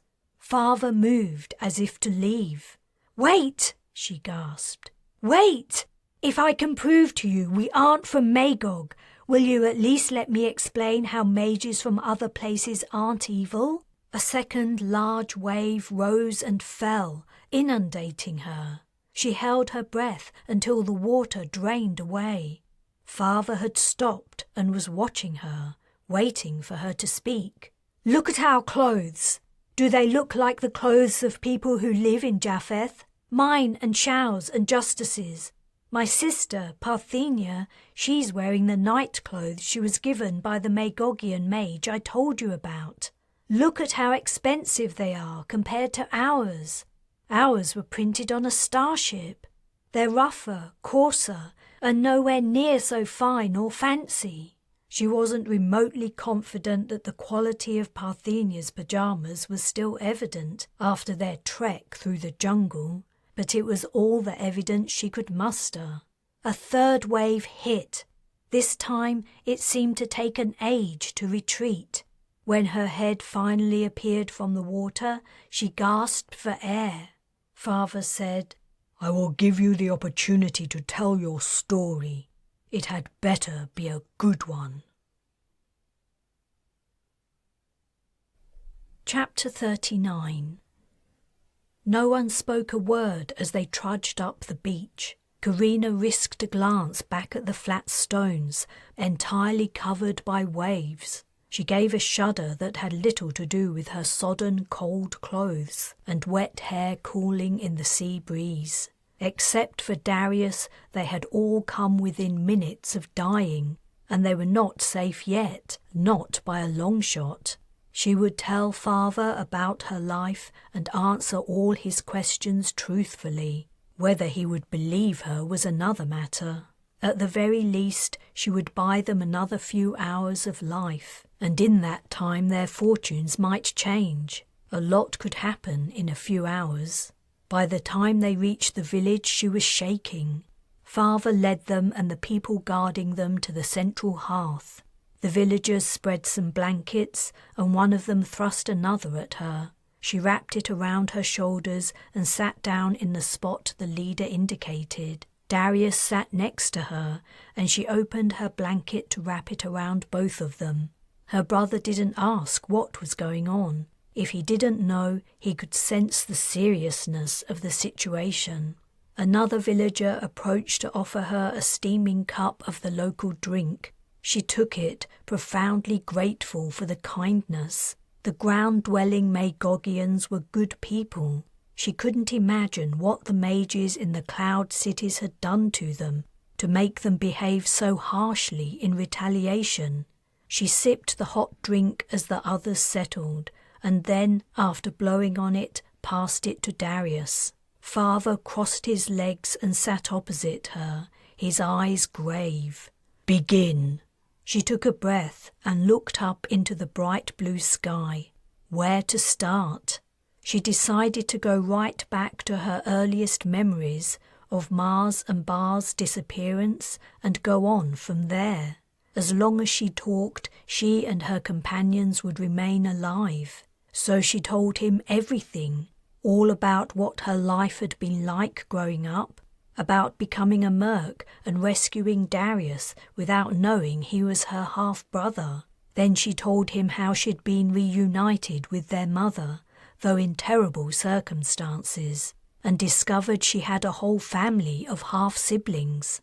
She explained that she'd helped them to escape from slavery, and her mother had died, and that they were now trying to reach their origin planet, hoping they could live there free from persecution and danger. She also told Father about Castiel, about how he was a different kind of mage, and all the cruel and evil things he'd done. The telling of her story took a long time, and as she neared the end, yet another Magogian day had sped past. The sun was beginning to set. Her clothes had dried on her, stiff with salt, and her hair was dry and tacky, plastered to her head. "We came to Magog to buy starship fuel," she said. Then she gasped and reached for her pocket. "What's wrong?" asked Father. His demeanour had altered as he'd listened, turning friendlier and more relaxed. Her fingers touched a small lumpy bundle distorting the outline of her pants. She sighed with relief, though she knew they were not safe yet. Continuing in the spirit of complete honesty, she pulled out the pouch of ember gems and opened it. "I thought I might have lost these," she said, tipping the gems out into her hand and holding them out for Father to see. "I thought they might have been washed out in the waves." He took one and held it up. The lowering sun's beams were captured in the jewel and flashed out again, doubling the stone's interior fire. "Beautiful." "They're very rare and valuable. You could have them all if you would let us go. Or maybe let us keep just one. We still need to buy fuel." Father cocked an eyebrow. "Why would I need you to give them to me? I could easily take them." She had no reply to offer. He was entirely right. After an awkward pause, the leader laughed. I'm only kidding with you. We aren't thieves, though these would make an excellent reward for returning you to Japheth. But we aren't. I know. I'm kidding again. Father's features turned more serious. I believe you. No one could make up a story like that on the spot, especially not one so long. He turned to the onlookers. My butt's gone numb from sitting here all this while. The Magogian villagers laughed, and so did Karina, though uneasily. She hoped she really had convinced him of the truth of what she'd said. He dropped the gem he'd been holding into the pouch before folding her fingers over it. The gesture finally reassured her they were no longer in any danger. She almost wept with relief. The leader stood up and stretched. We all need a break, and you need a shower and clean clothes. Then we'll talk about what you do next. She rose awkwardly to her feet, gently pulling Darius up with her. A woman approached and told them to follow her. She led them to a set of cubicles on the village outskirts. Walls made from woven plant material provided privacy around plain showers. The water wasn't heated, but it was warm from the tank sitting in the sun all day. Karina washed the salt from her skin with a bar of handmade soap and used the same soap to wash her hair. When she emerged, she put on clothes the villagers had prepared. Her old, dirty clothes were piled next to them. The others were waiting, except for Darius, who skipped out to join them a few minutes later. When they were all ready, they were led back to the centre of the village. Father was already there, in the same spot near the fire, silhouetted by the flames in the darkness. Most of the other villagers had left, and only the crackle of burning wood and wind in the forest trees disturbed the quiet. She sat down, and the leader said, I want to thank you for telling me your story today. It was my pleasure, considering I was trying to save all our lives. That's why I'm thanking you. If we'd executed you, we would have done a great wrong without even knowing it. From what you've said, your people have suffered a lot at the hands of the mages in the Cloud Cities. Father heaved a sigh. You've only been here a short time, so it's understandable you don't know anything about it. But the Sky Dwellers have kept us crushed and subjugated for many generations. Here in Japheth District, things aren't as bad as they are in other areas of Magog. We aren't forced to work in factories in appalling conditions just to eat. But look around, you see how we live. We're kept at subsistence level, hunting in the forest or farming the ocean for food. We aren't allowed access to any of the technologies the Sky Dwellers have at their disposal. They tell us their machines and devices are too complex for us to understand, that there's a fundamental difference in mental capacity between people who live on the ground compared to those born at higher altitudes. They promote this myth and use it as an excuse to keep us down and deny us the basic freedoms they enjoy. That's disgusting. I guess there isn't much you can do about it. Not when the Cloud Cities are so inaccessible. There have been many attempts at rebellion over the years. People sneaking aboard the massive factory transports that deliver produce to cities, sabotaging their tethers, or even attempting to climb up them. All were unsuccessful. We have knives, spears, bows and arrows. They have guns, imported from off-planet. They would never trust us to manufacture weapons. Though she wasn't sure she wanted to hear the answer, a question was burning in Karina's mind.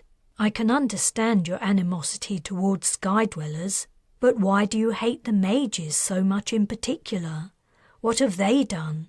Father passed his hand over his eyes. Whenever there's a rebellion or any attempt to stand up to the Sky Dwellers, it's the mages who give the punishment. Every city contains tall white towers. Some are straight and some are twisted, but they all serve the same purpose. They are death chambers for rebels. The mages take them and they move them inside the towers by magic. I remember those towers, said Parthenia. I saw them in the distance from the spaceport. But why do the mages transport the rebels into them? Why not just walk them inside? Karina recalled the small-scale version of a white tower she'd seen in Kai Wei's garden. Because they have no doors or windows. Parthenia gasped and clapped her hand to her mouth. They entomb them alive? The question needed no answer. Father hung his head and the group sat in silence. Finally, Karina said, I can see why you wanted to kill us. Justice said, It would have been a quicker and more merciful death than your people suffer. But it would have been a great injustice to inflict it on you, said Father. I'm glad to hear that not all mages are evil. Very few mages are evil, said Karina. I've only ever known one other. I don't understand why there are so many dark mages here. Maybe they aren't all dark, Parthenia offered. Maybe only one or two are like Wei, and they turn the others bad, or they trick them into doing evil things. Maybe. He certainly wanted to control us. He didn't like it when I saw through his semblance. Zhao said, All this mage talk is very interesting, but some of us non-mages would like to get back to the Bathsheba, and we haven't completed our errand yet. Shoot, Karina said. We have to leave, Father. I mean, it's been fun, but we have to go. He chuckled. I'm glad you've had a good time. But they couldn't leave immediately. First they had to brew elixir. Then Darius sent to Poppy. While they were waiting for her to arrive, the mages went about the village making whatever casts they could to improve the lives of the villagers.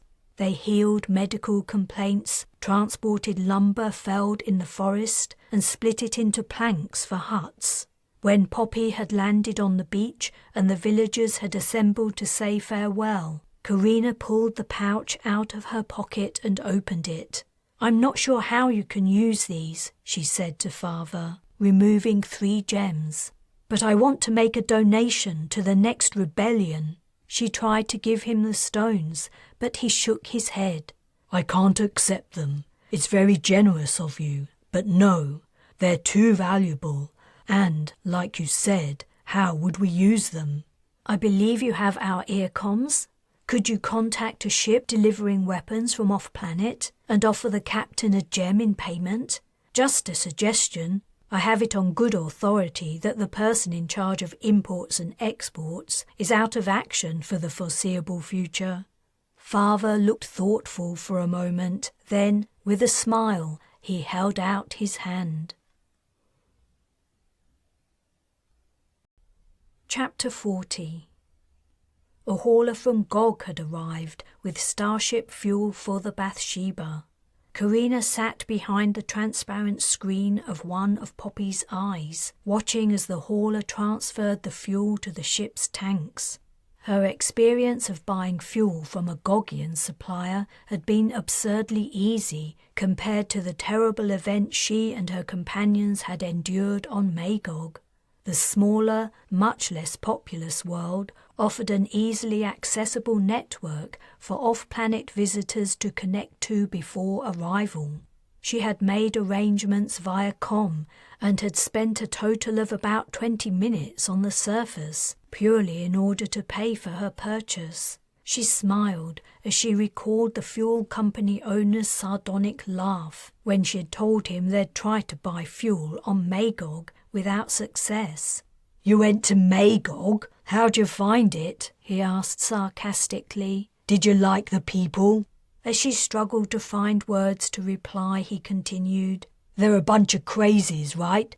Why do you think I live here on Gog? I'd rather live under a dome in a frozen desert than spend a day on Magog. What a load of lunatics. While looking at the bare, rocky landscape and its scarce, tough, scrubby plants clinging to life beyond the spaceport, she'd been inclined to agree.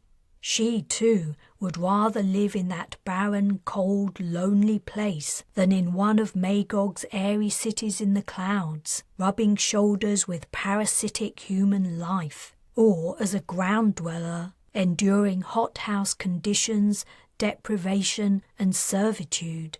She had given the man 2 of the ember gems, thankful that he'd known what they were. From the speed with which he'd pocketed them, she had a feeling she'd paid too much, but she didn't really care. All she wanted was to get back to the Bathsheba and prepare for the next part of the journey. The diversion caused by the Regians' invasion of the ship had cost many lives and added years to their voyage. Hopefully, the final stage would progress smoothly and without danger. Though considering the way things had gone so far, perhaps simply making it to Earth with no further loss of life was the best potential outcome. After returning to Poppy, she'd asked her, through Darius, to lead the fuel hauler back to the Bathsheba. What the hauler's captain thought of following a living space creature through the Aberama 8 system, she didn't know, but she guessed he was probably bemused. It would only be a matter of minutes before Poppy docked, and she would finally see Bryce again. She had so much to say to him, things that hadn't felt right saying over comm. She wanted to tell him how much she'd missed him and how she felt about him. At some point, she would also have to tell him everything that had happened on Magog. She'd left out the worst of it in her comm messages, though he knew Halliday and Camille were no longer with them, so the danger they'd been in was clear. She would have to tell him how close they'd all come to dying, but the details could wait.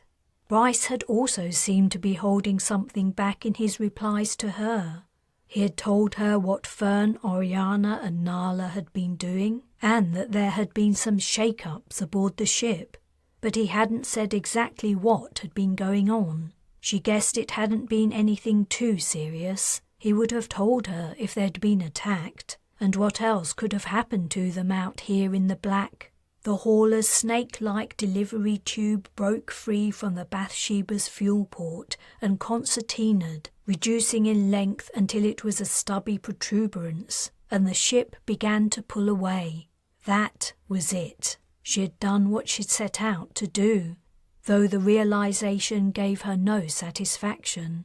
If she'd only chosen Gog as the place to buy the fuel, they would have been back at the Bathsheba ages ago, and Camille and Halliday would still be alive.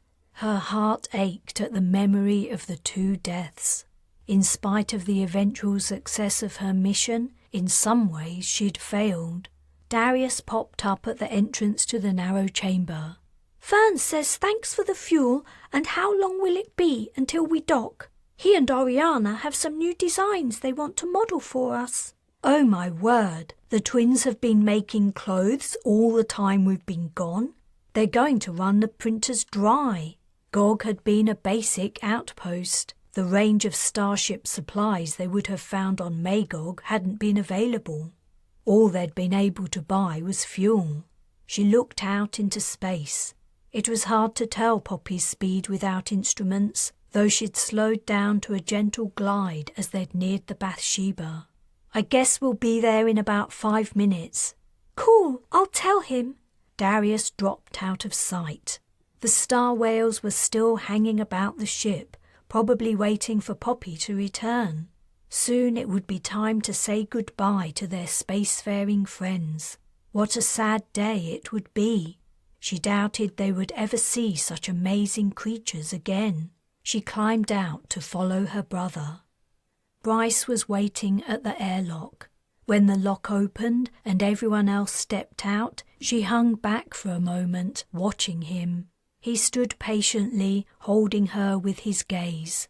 Parthenia and Darius ran to hug Nala and the twins. Shao left the airlock with Justus, who looked about expectantly, rather puzzled. After a moment, Karina understood why. None of his Lotokrillin compatriots had come to greet him, which was odd. Several black dogs were here to meet Shao, including Jackson, whose features were understandably sombre. He and Halliday had worked together from way back. The latter's absence from the returning party must have brought home the fact that yet another of the old guard was gone. He spotted Justice looking lost and went over to speak to him. The two walked away, Jackson's arm over the Lottokrillan's shoulders. Shao touched a bulkhead before departing with her fellow soldiers, as if glad to be back. "Come on, Karina," Darius called out, his face lit with joy at being reunited with his siblings. "What are you waiting for?" "I'll see you all at the cabin in a minute." When everyone except Bryce had departed, she walked into his arms. They silently held each other, and she sank into the serenity of being close to him again. Then she broke away and peered into his eyes. "What's wrong?" "You look different, like you've changed somehow. What happened while I was away?" The Lottakrillans are gone." "Gone? Where did they go, and how?" "It's a long story. Come on, let's go in. The twins have prepared a fashion show to commemorate your return." "A fashion show? Sounds like fun." "Yeah, you should probably work a little more enthusiasm into your voice when you talk to them about it." I'll try." "So, what's next?" "We get ready to set off for the last part of the voyage. We'll have to figure out a deep sleep rota. I'll ask the techs if they can rig up a system that will bring everyone out of stasis if the ship's attacked." "Great idea. Something like that might have saved us from the Regians. Our numbers are so low now, if we have to fight again, we'll need every man and woman." She rubbed her eyes as sudden exhaustion hit her. "You look beat. Do you want to skip the fashion show?" "No, I bet they've worked really hard. I don't want to disappoint them." "You'd do anything for those kids, wouldn't you?" "Of course, and so would you. I only hope Earth proves a safe place for them to grow up." The end. This has been Flight from Sanctuary, Star Mage Saga Book 6. The next book in the Star Mage Saga series is Fatal Star, Star Mage Saga Book 7. For more J.J. Green books, visit jjgreenauthor.com.